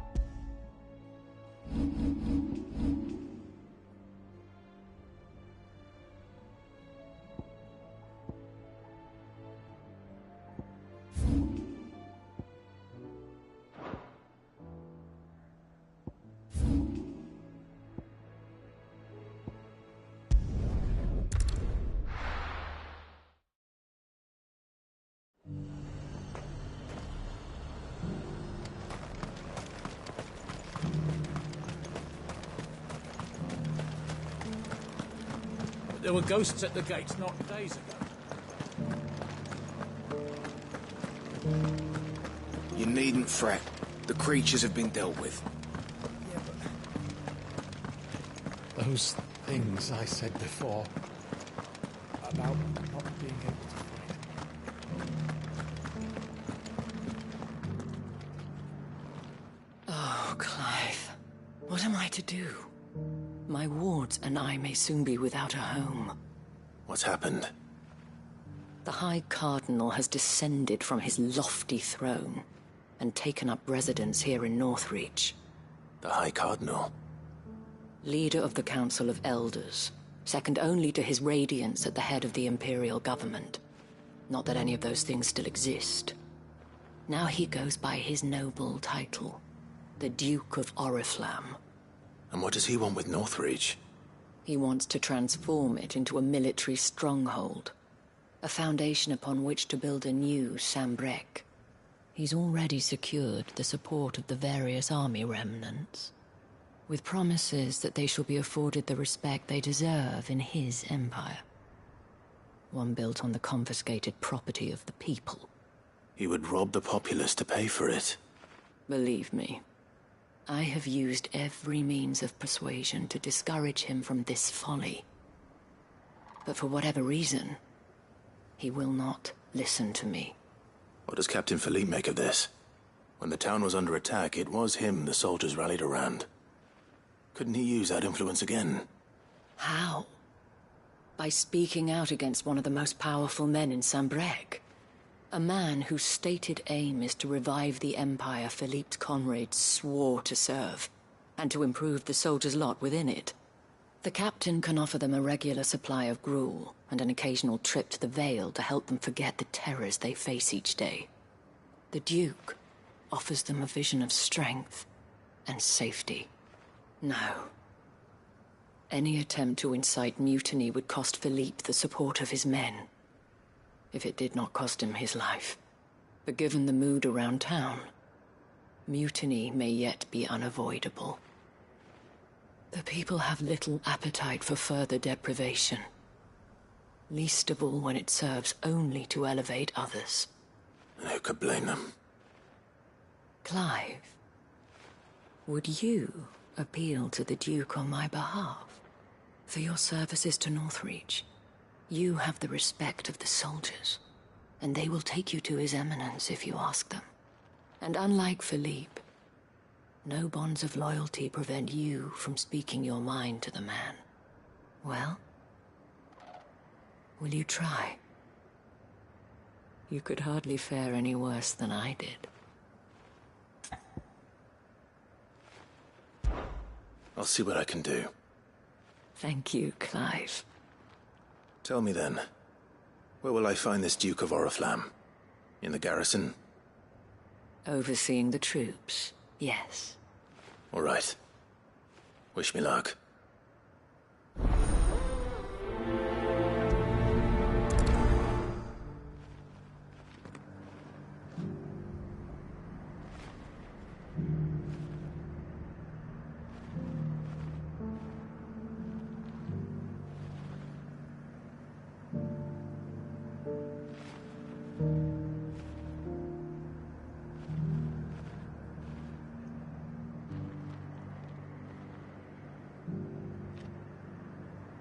The fact that the soldiers trust you may well carry some weight with the Duke.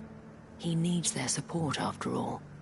I only hope that you can make him see sense before he tears the town apart.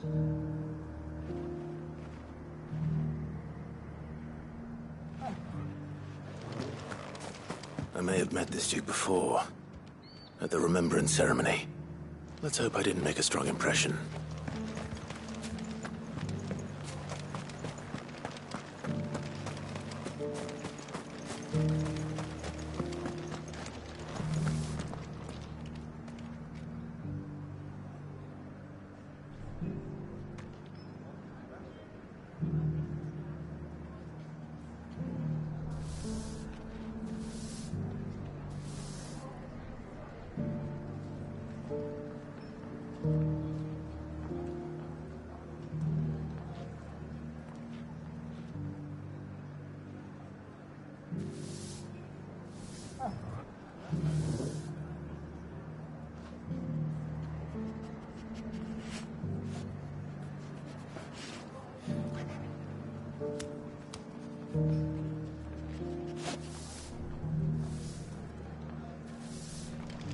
It's heartening to see that the Guard have rediscovered their purpose.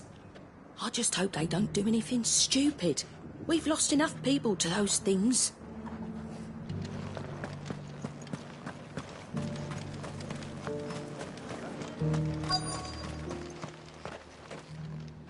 Halt! Oh, sorry about that. You're the dame's man, aren't you? You got some business with the captain? No, actually. With the Duke. I was hoping I might be able to speak with him. We're under orders not to let any civilians pass. But you should be all right. His Eminence has heard all about you and your heroics. Wait here. I'll go and ask.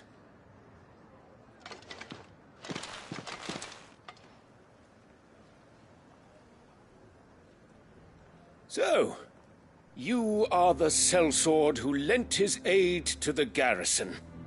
The Empire owes you a debt, and I shall see it repaid. But tell me, is it wealth that you seek, or favor? Neither, Your Eminence. I thought only to inquire about your plan to turn Northreach into a stronghold. Ah, I see. You are worried the expanded garrison will render your services redundant. Yet you needn't be. A proud fighting man like yourself shall always have a place here. Pride of place, in fact. For too long has the contribution of the noble soldier been under-reckoned. But no more. For it is they who shall see the Holy Empire rebuilt, beginning right here in Northreach. Why here, Your Eminence? The town has been fortunate enough to escape largely unscathed from the recent troubles. Her defenses are sound, and her garrison well prepared. Which is more than can be said for Oriflamme or Twinside. The Empire wants for a capital, and I believe Northreach to be the perfect place. With Caer Norvent as her citadel. Once we have seen to the refortification of both the town and the castle, we need only build a wall around both to create a city that would be the envy of the twins. plans are already underway for the construction. Soon enough, these thralls shall learn that they are no match for the might of Sanbreque. I fear you underestimate how dangerous these creatures are, Your Eminence.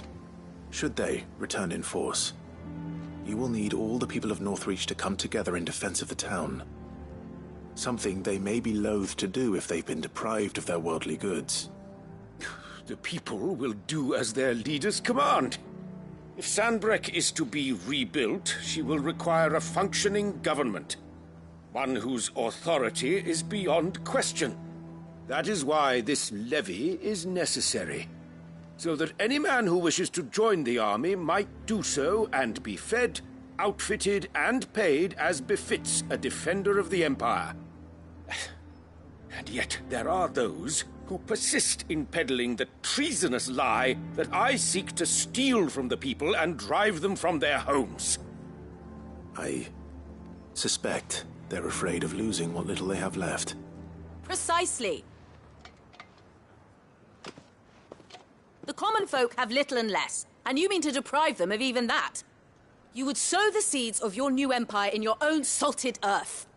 Sabine, we have discussed this.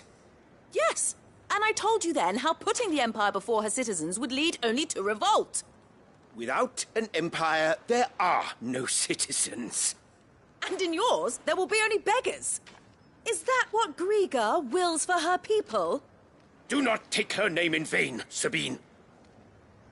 I'll come back later. A citizens' revolt. I wonder what the people really think of the Duke's plan. It wouldn't hurt to ask them, I suppose. Let's begin with those on the other side of the wall. Sabine, you are embarrassing me. You're embarrassing yourself.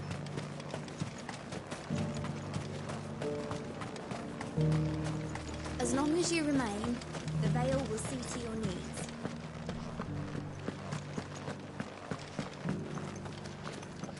The legionaries lay limp and lorn, both heads and swords hung low. But at her touch they did.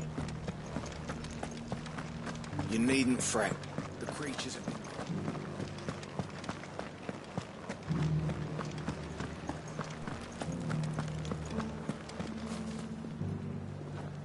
All right there. What is it you're after, sir? Just your opinion, actually. I wondered what you thought of the Duke of Oriflamme. Oh, him. Not much. None of us traders do. It's thanks to nobles like him that we had to set up shop this side of the wall in the first place. Couldn't have the rabble getting any closer to the holy capital, could they? And now he's trying to drive us out completely, threatening to take everything we got from us if we don't clear off. If the dame said she wanted him run out of town, I'd be straight through that checkpoint, tar bucket in hand. The Duke might have soldiers at his beck and call. Us common folk follow the dame, and no one else. Soldiers too craven to fight? Stark no, the lot of them. Weren't till a woman dealt them a swift knee to the stones that they came to their senses.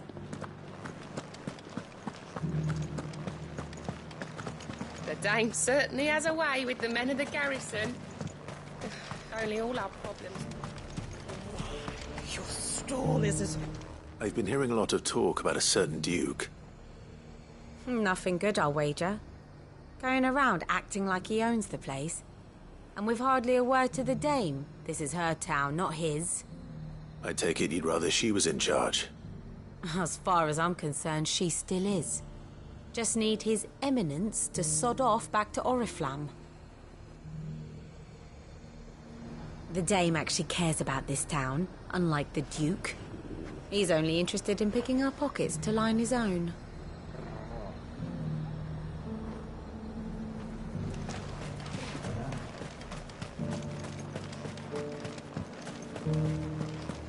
The dame certainly has a way with the men of the garrison. If only all our problems could be solved so easily.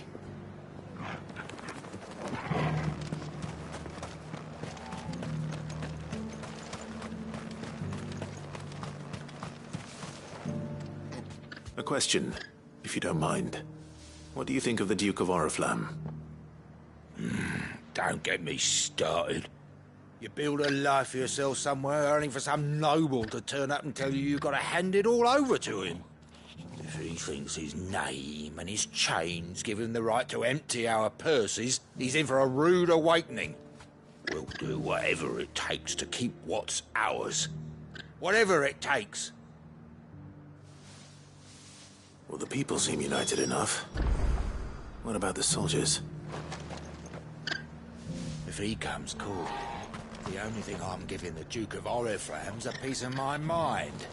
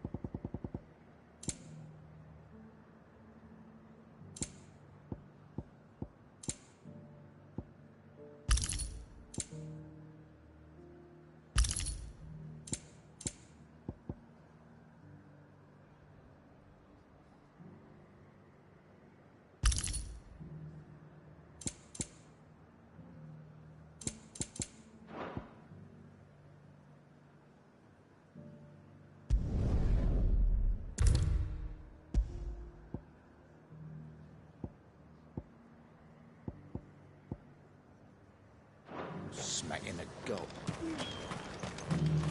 I heard the dame got an icon to rid the man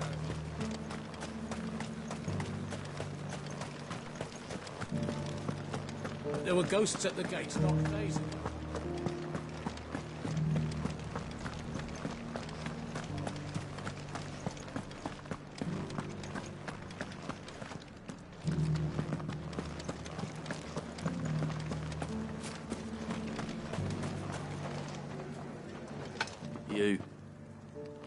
You're the one who was talking to His Eminence.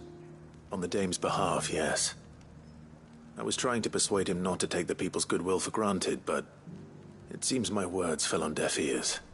What do you think of his plans? I'm a soldier, mate. He tells me what to do, not the other way round. Listen, I've got nothing but respect for the dame, but I've got a family to look after. That's where my loyalties lie, not with the town or the Empire, but with my wife and children. If the Duke can get us cement and the equipment we need to fight off those blue-skinned bastards, I don't care how he does it. I wouldn't be here today if it wasn't for the dame. But I'm with the Duke on this one. If turning this place into a fortress is what it takes to protect my family, I'll do it. The dame will see you taken care of. As long as you remain, the Vale will see to your needs.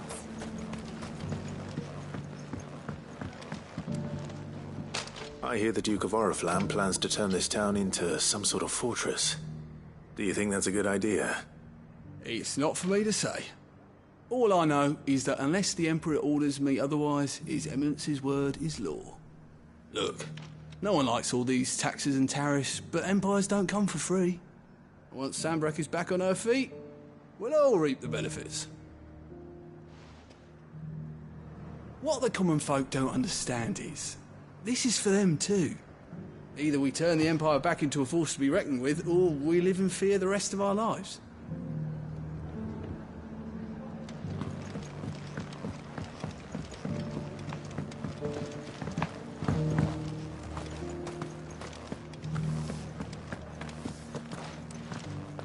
It's heartening to see that the Guard have rediscovered their purpose.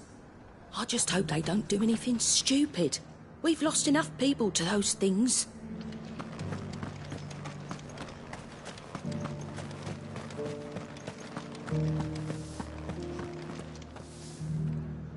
Excuse me, do you have a moment? I wondered if you'd mind sharing your thoughts on the Duke of Oriflamme. Well, he's made a lot of enemies coming in the way he did. But I mean, look around us. You can see the state the realm's in. The traders might not like having the screws put on them, but if they volunteered a few more of their hard-earned gil before things got bad, maybe they wouldn't have to. I think the Duke's got a point when he says rebuilding the Empire's the best way of making sure we're all protected. And if that means people who don't know one end of a sword from another have to make way for those who do, well, that's just how it goes. Let's see what Philippe makes of all this. I mean, it'd be nice if we could all do whatever the hell we wanted and not end up being torn to shreds by a swarm of fiends. But we can't, so we've got to make sacrifices, just like the Duke of Oriflamme says.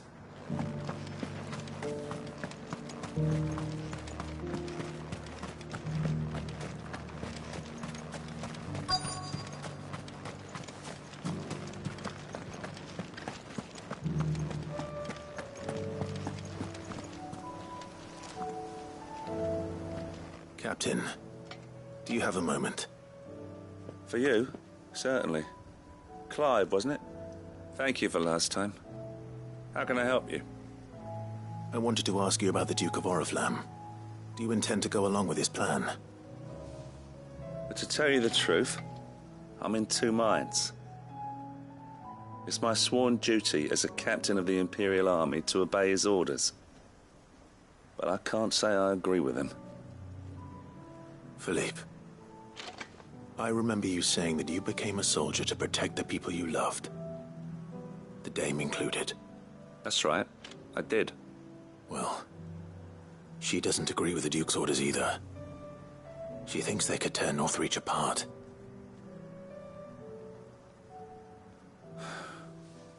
And she's probably right. Thank you, Clive. I know what I need to do now. Protecting the people I love is what matters. Doesn't matter how. Well, duty calls, so I better go. Thanks again.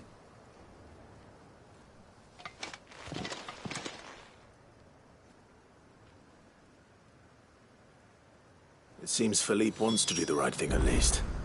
I expect Isabel will be pleased to hear that, if nothing else.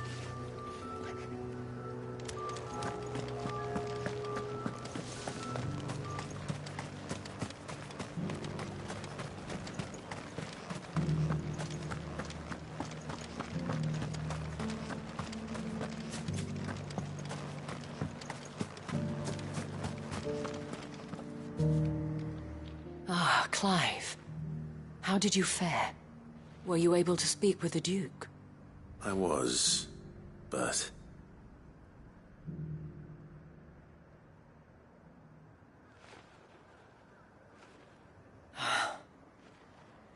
So Northreach is to be a fortress after all. Well, it will certainly help to hold back the thralls. There's no denying that. Though I doubt it will come as much consolation to the townspeople whose worldly goods are confiscated to pay for it. They deserve to be heard, Clive.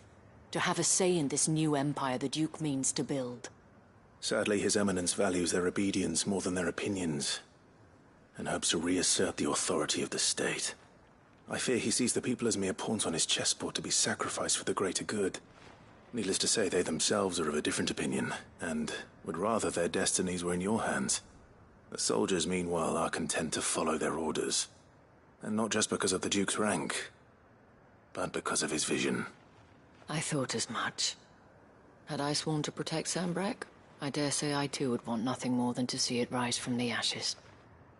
Thank you for trying. But the battle is lost. I don't know about that.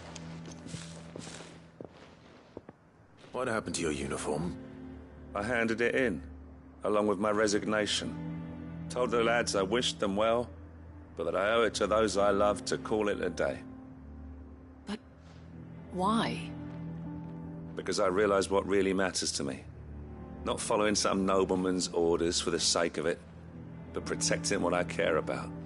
Protecting Northreach.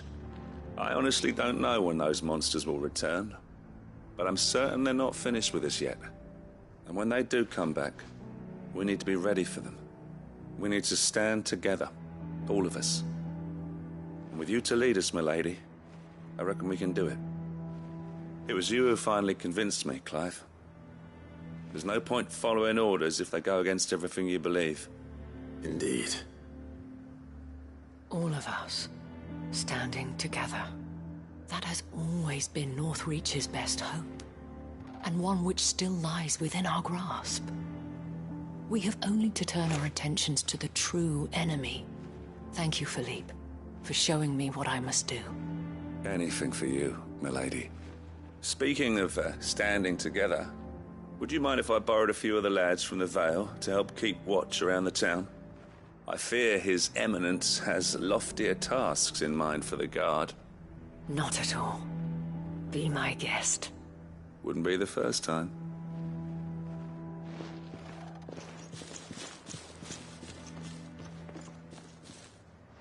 There may be hope for Northreach yet. Especially with men like you and Philippe to champion our cause.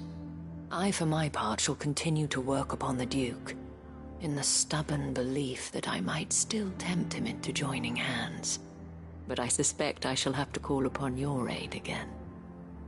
Until then, Clive. Until then.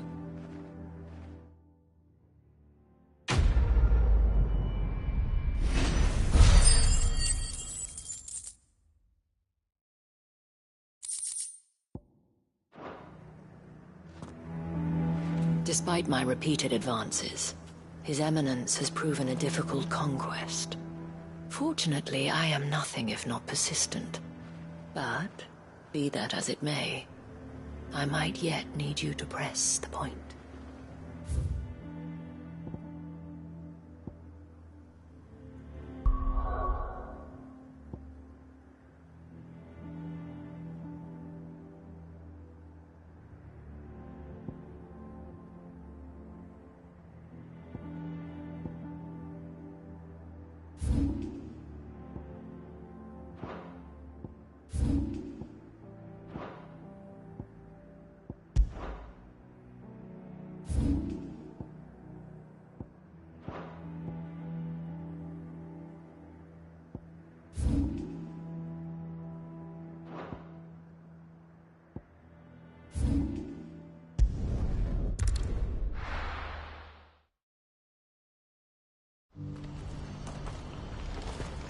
What's happened? The guards at the gate are in a right old panic.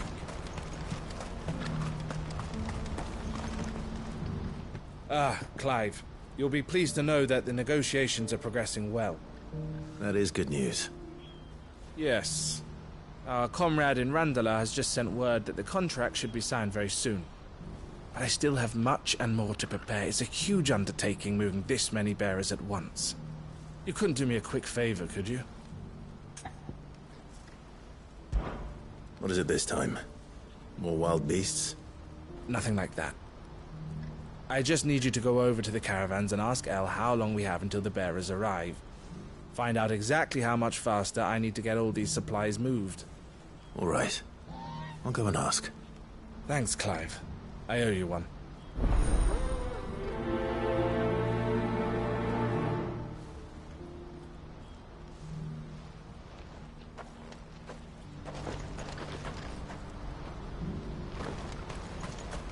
Last I heard, the contract was all but signed.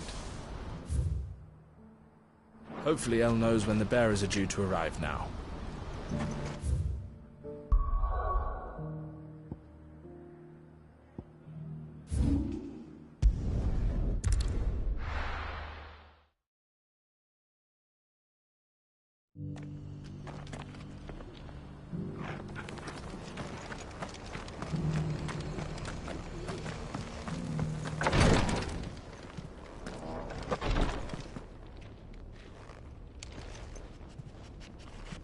Lord Rosfield, is there aught the Undying might assist you with this day? Perhaps. My brother said that your order was helping him with his quest to uncover Ultima's origins. Have you learned anything of note since last we spoke? Little and less, I regret to report. I see. Be assured, however, that we will not rest until the truth is known. Even now, our archaeologians scour ruins in every corner of the realm for traces of Ultima's touch. Fallen ruins, I take it. Dating back as far as Phoenix Gate. Indeed. Ultima's thralls are oft sighted among the remnants of the fallen civilization, as if protecting the secrets concealed within. Secrets we'd see unearthed. Should our methods be of interest, my lord, mayhap it would please you to observe some of our number at work. Would that be possible? Of course. A survey is being conducted not far from here. Perchance you are familiar with Kretov, a small hamlet built around a fallen airship.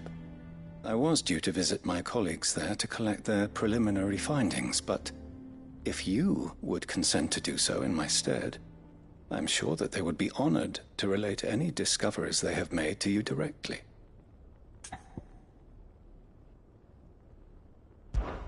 All right. I'll go and meet with them. They will be most gratified, I am sure. Might I suggest you take the road through Titan's Wake? It will lead you straight to the village after but a short walk. Thank you. I will. I wish you a safe journey, my lord. May the Firebird's flames burn ever in your heart.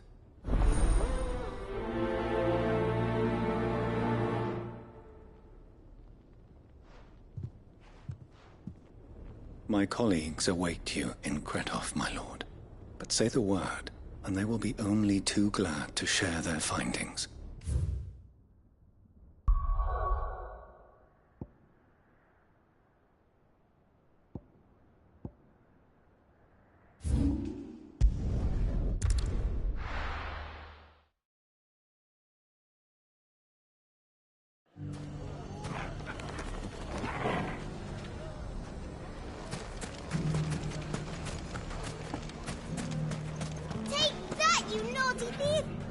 Clive!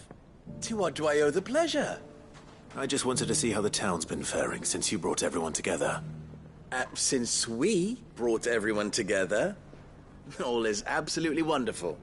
Conrad and Natalie's hands remain safely away from each other's throats and firmly at the helm. Our stores are full, and the bandits still too disorganized to raid them. Just as the good Lady Jane and Lord Underhill intended. Are you a lord? Lubor's going to be one too. They're going to make him the Lord of Dalimil, because of how he stopped all the grown-ups from fighting. It's the mayor of Dalimil, dear child, and the vote hasn't taken place just yet. But if the people wish me to lead them, I shall. And my first act will be to build a school so that menaces like you two learn not to interrupt your elders. Speaking of menaces, there may be a rather worrying one just over the horizon. May there indeed. I'm afraid the example Conrad and Natalie set in putting aside their differences and presenting a united front might have caught the bandits' attention. And they might have elected to take a similar approach. They have formed what one could call a League of Outlaws, and they grow more organized by the day. We'll fight them all off just like last time, no matter how many of them there are. Won't we, Lubor? Of course we will. If we continue to work together, we can overcome any challenge we choose to face. The longer we avoid facing this one, the more difficult it will be, until the only way to overcome it might be to run for the hills. Our best hope is to nip these efforts at organization in the bud, by finding those ne'er-do-wells who have yet to join the cause, and ensuring that they never do. Perhaps a certain Lord Underhill might be willing to lend us his aid once more?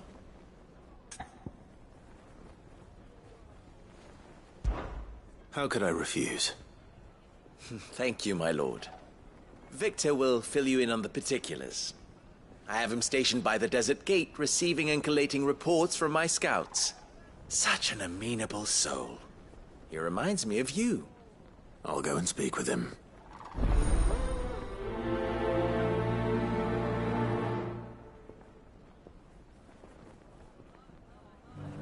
What's the difference? Victor has been collating reports on the bandits' encampments.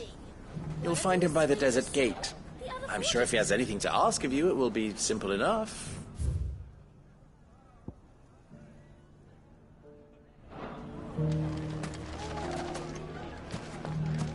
League of Outlaws. Sounds like we have some competition.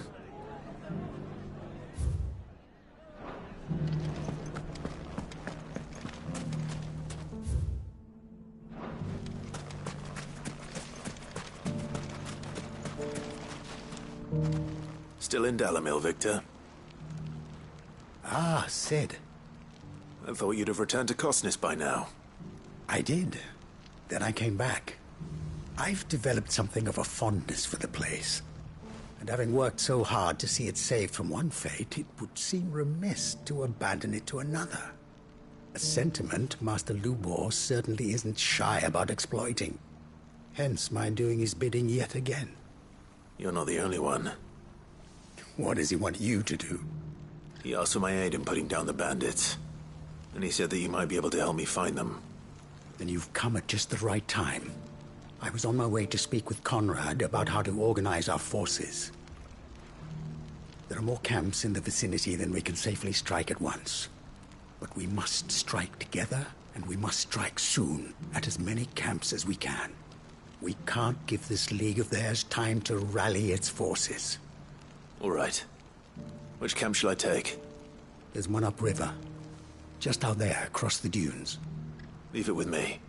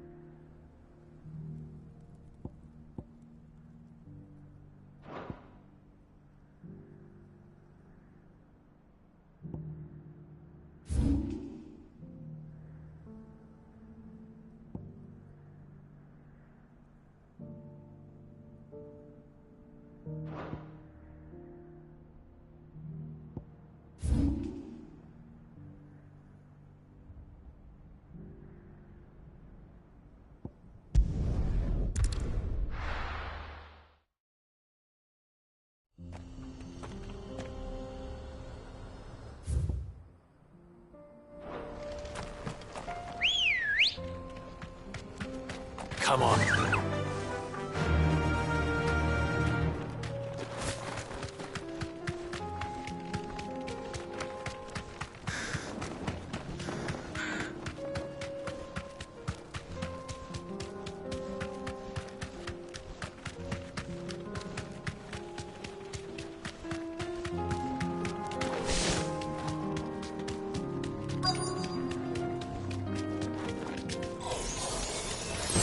To deal with these ones first. Be safe.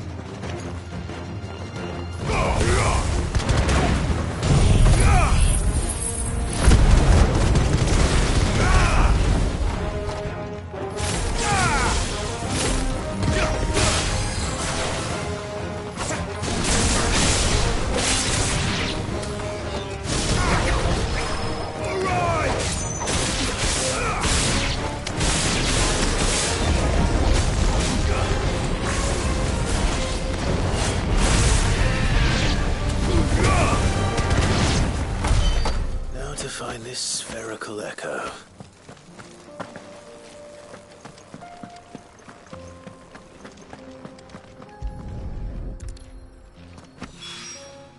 This is it. Right then. Just two more to find.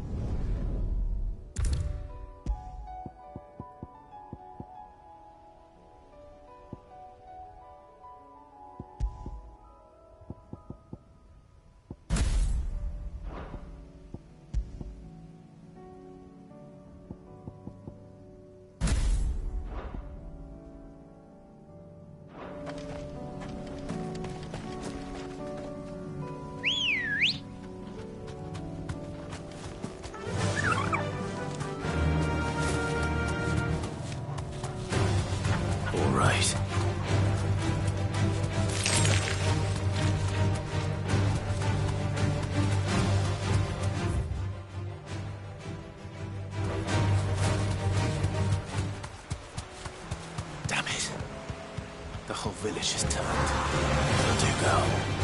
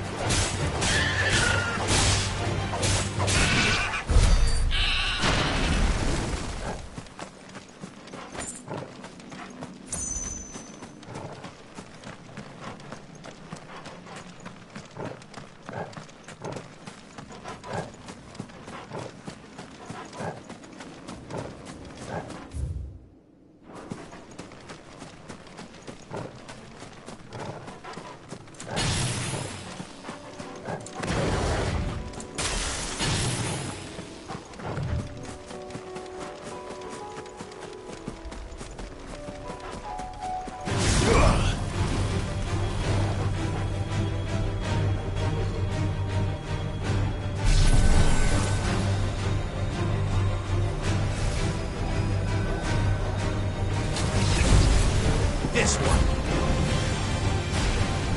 Attack!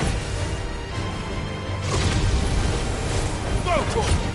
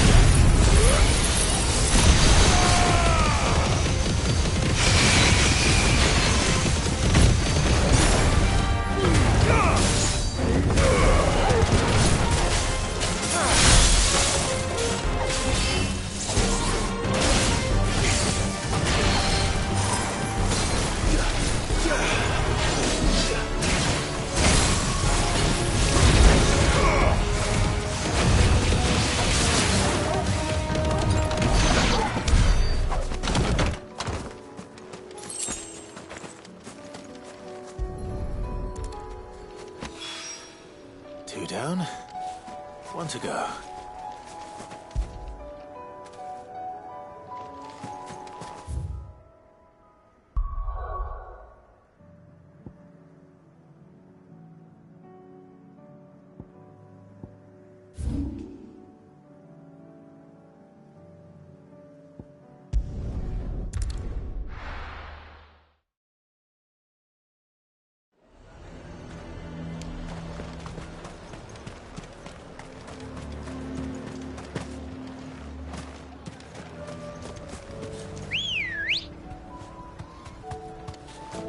Good girl.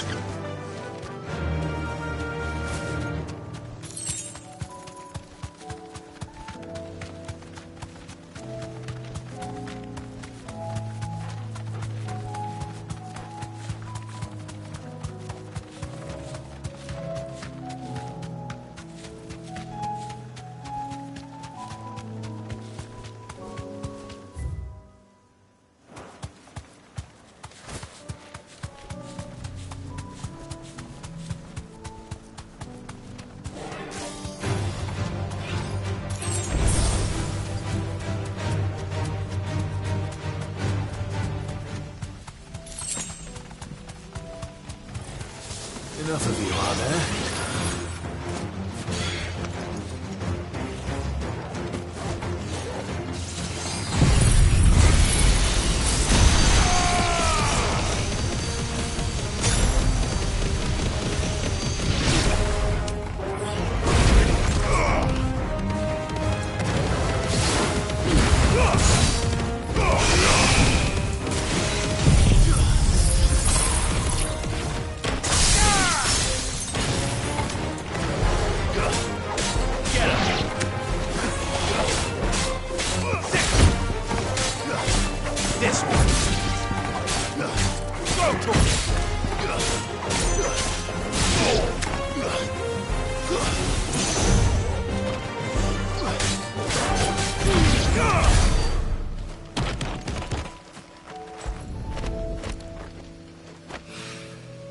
That's all of them. Owain can uncross his toes now.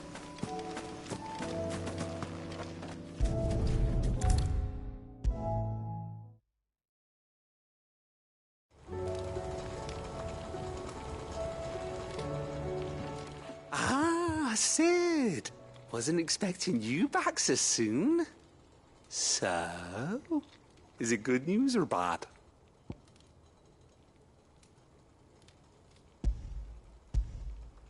Good, thankfully. Here. Ah, that's brilliant! Thanks a blimmin' million! I'll fit 'em to the smelter right away!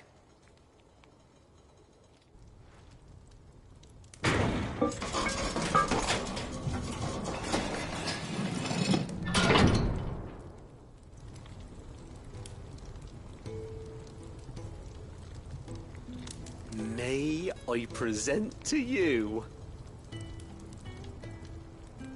the Telemon Furnace? Ain't bad, is she? She's a beauty. You saved my bacon again, Sid, and I ain't about to let your good deed go unrewarded. It's fine, really. My bag's flexible enough already. Oh, don't say that. I'm sure I can make a few improvements to it yet. You could just buy me a bigger... How about that clasp? Looks a bit stiff. Reckon you could loosen it up and make some more room? And I reckon I know how. With a new alloy we've been working on. The Telemon Furnace was just what we needed to perfect it. It's a metal, see? So it's lovely and strong, but it's also, well, stretchy, if you can believe it. Stretchy metal. Well, if you insist. That is the spirit. You'll love it, I promise.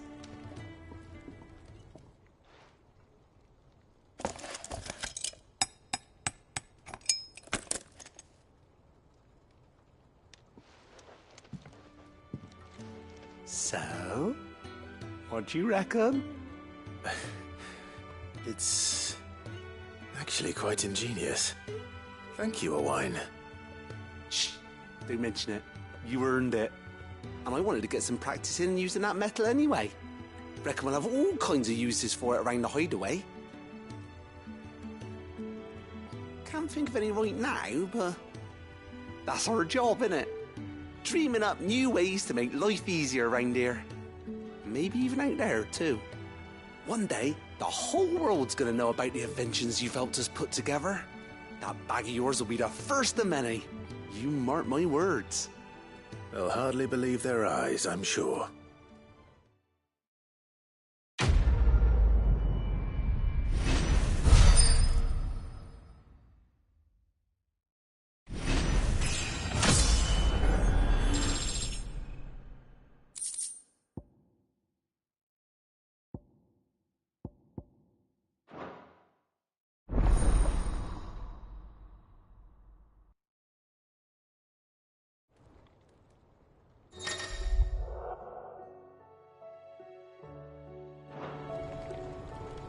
Right then.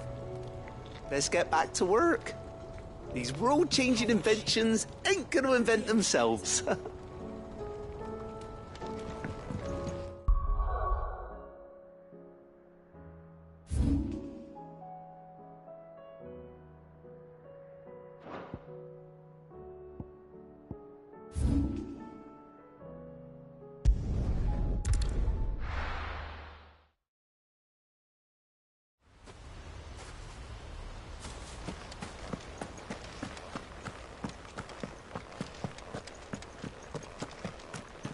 The Guardians saying this.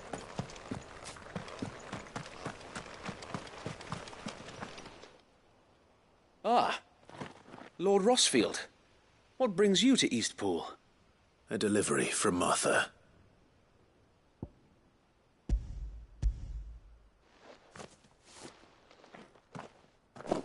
These are Gizal green seeds. Martha's keen to cut the apron strings, then, is she?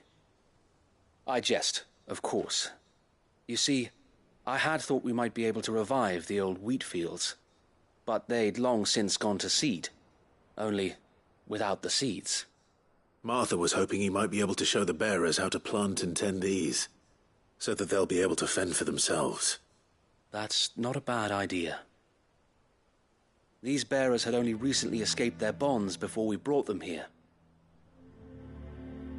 They know little of freedom, of providing for themselves and their loved ones. Unless we teach them how to live like free men, I fear that all we have achieved in bringing them here is to exchange one master for another. Not that myself and the Guardians have been the best example to them so far, subsisting almost entirely on Martha's charity as we do. It's about time we all started to provide for ourselves, bearers and Guardians alike. Unfortunately, we've been a little too busy of late to focus on much besides bolstering our defenses. There have been alarming reports of... The Horde is closing in. They're coming, Sir Wade, all of them. Damn it all, I thought we'd have more time. Gather the men in the square. Send to the rest for reinforcements. Yes, Sir Wade. The Horde. A Kashek, a veritable legion of them. They've been seen prowling around the northern reaches for a while now. We don't have the numbers to hold back a swarm that size. I had hoped to build a perimeter wall so that myself and the Guardians might be able to defend the village, but... Now you're out of time. Precisely. If reinforcements from the rest arrive before they do, we may just scrape through, but I fear that's rather an enormous if. What if you could call on reinforcements from Eastpool? You mean the bearers? We brought them here so they might live, not die, fighting for their lives. So wait. You said you lacked men to defend the village. Are the bearers not men? Do they not wish to see Eastpool saved? Though they may not be trained soldiers like your Guardians. What help they are able to offer could still prove the difference between victory and defeat. You're right, my lord. I will appeal to them.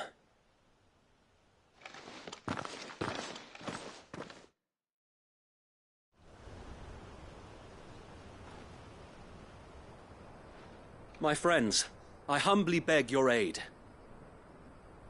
We Guardians are few and our enemies many. But I swear we can defeat them with you at our side. You would send us to the slaughter, to serve as bait for those fiends so that you and your men might be spared. And to think we trusted you. Say what you will. A home is not worth dying for. But it is worth fighting for. Sir Wade fights to give you lot a chance. Just like I do. Just like Sid does. We all wanted to give you a home where you could be free. And you got one, didn't you? This place. Eastpool. This is your village. Your home. And if you don't fight to protect what's yours, you'll lose it. You know I'm right. This world wants to take everything from you. Everything. Your homes, your freedom, your very lives. So then, are you going to stand by and let that happen to you? Are you going to accept fate like good little Bran did and die, having never stood up for yourselves? Or will you fight like free men and women?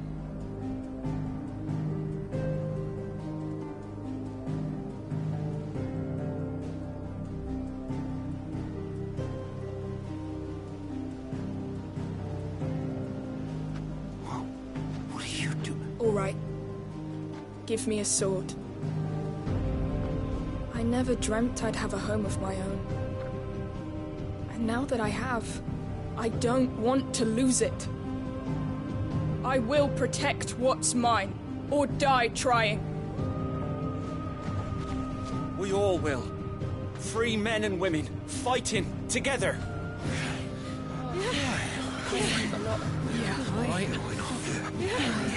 For Eastpool! For Eastpool!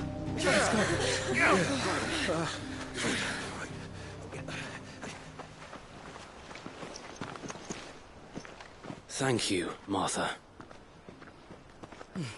Don't mention it. Just promise me one thing. That you'll show them how freeborn fight. Gladly.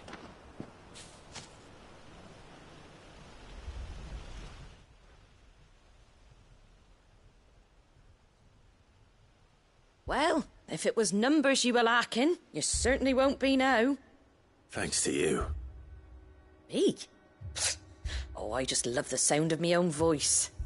Lord Rossfield, my lady, we're ready. So what's the plan of action?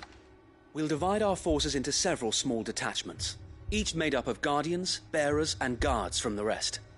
These will position themselves at strategic points around the village. Upon engaging with the Akashic, each detachment will keep the creatures occupied as best they can, steadily retreating all the while. You're going to lure them into the village? I am. We will have neither the time nor the resources to treat the wounded, so injuries must be avoided at all costs. Instead, we will focus purely on defense at first. By coordinating our withdrawal through the use of messengers drawn from among the bearers, we will aim to have the swarm converge at a point of our choosing. With luck, that point will be the village square, the perfect place for our most able warriors to surround them and fall upon them, and for you and I to finish them off.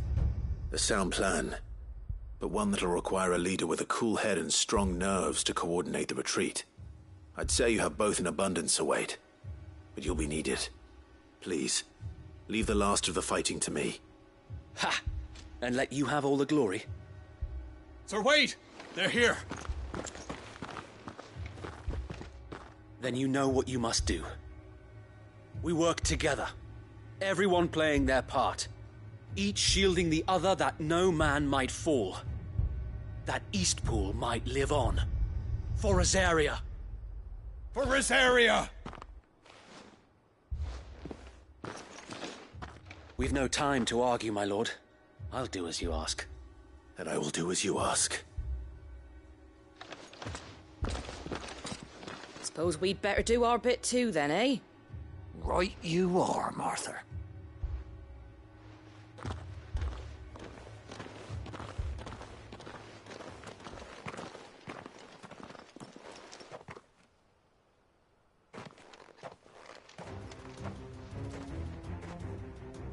The calm before the storm.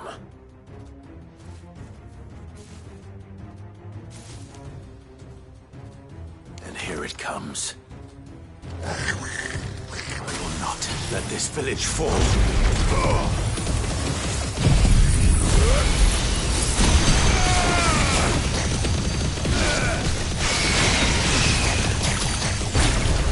To me, blades!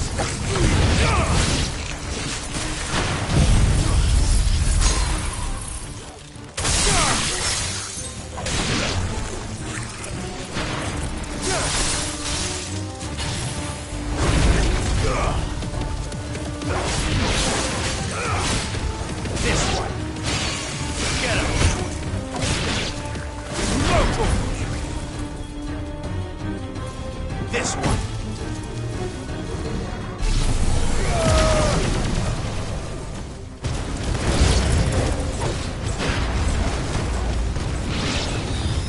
Over here! Blizzard!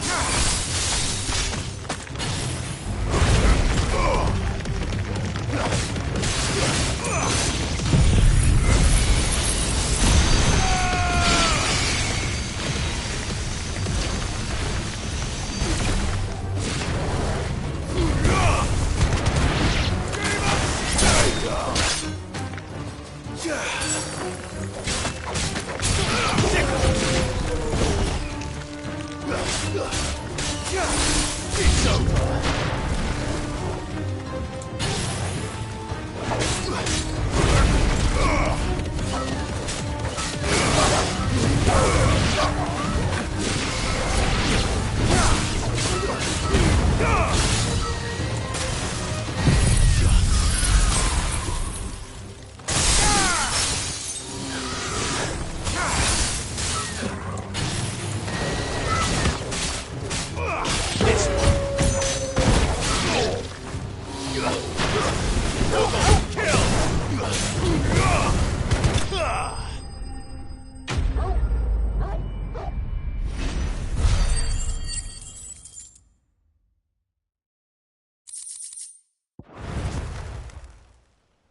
Looks like that's the last of them. Lord Rossfield! Change of plan! What is it? Owl from the rest. An Akashic curl's been sighted on Rhiannon's ride and is headed in their direction. Well, the better half of her guard is here. So wait, how many Akashic remain in East Pool? Hard to say. My men are still facing some resistance, but I think the worst is behind us. I could order a detachment or two to fall back and... No. Let them finish the job. You stay here too, Sir Wade. Your men need you. I'll go after the Curl. Join me only when East Pool is won. If you're sure, my lord. May the Founder protect you.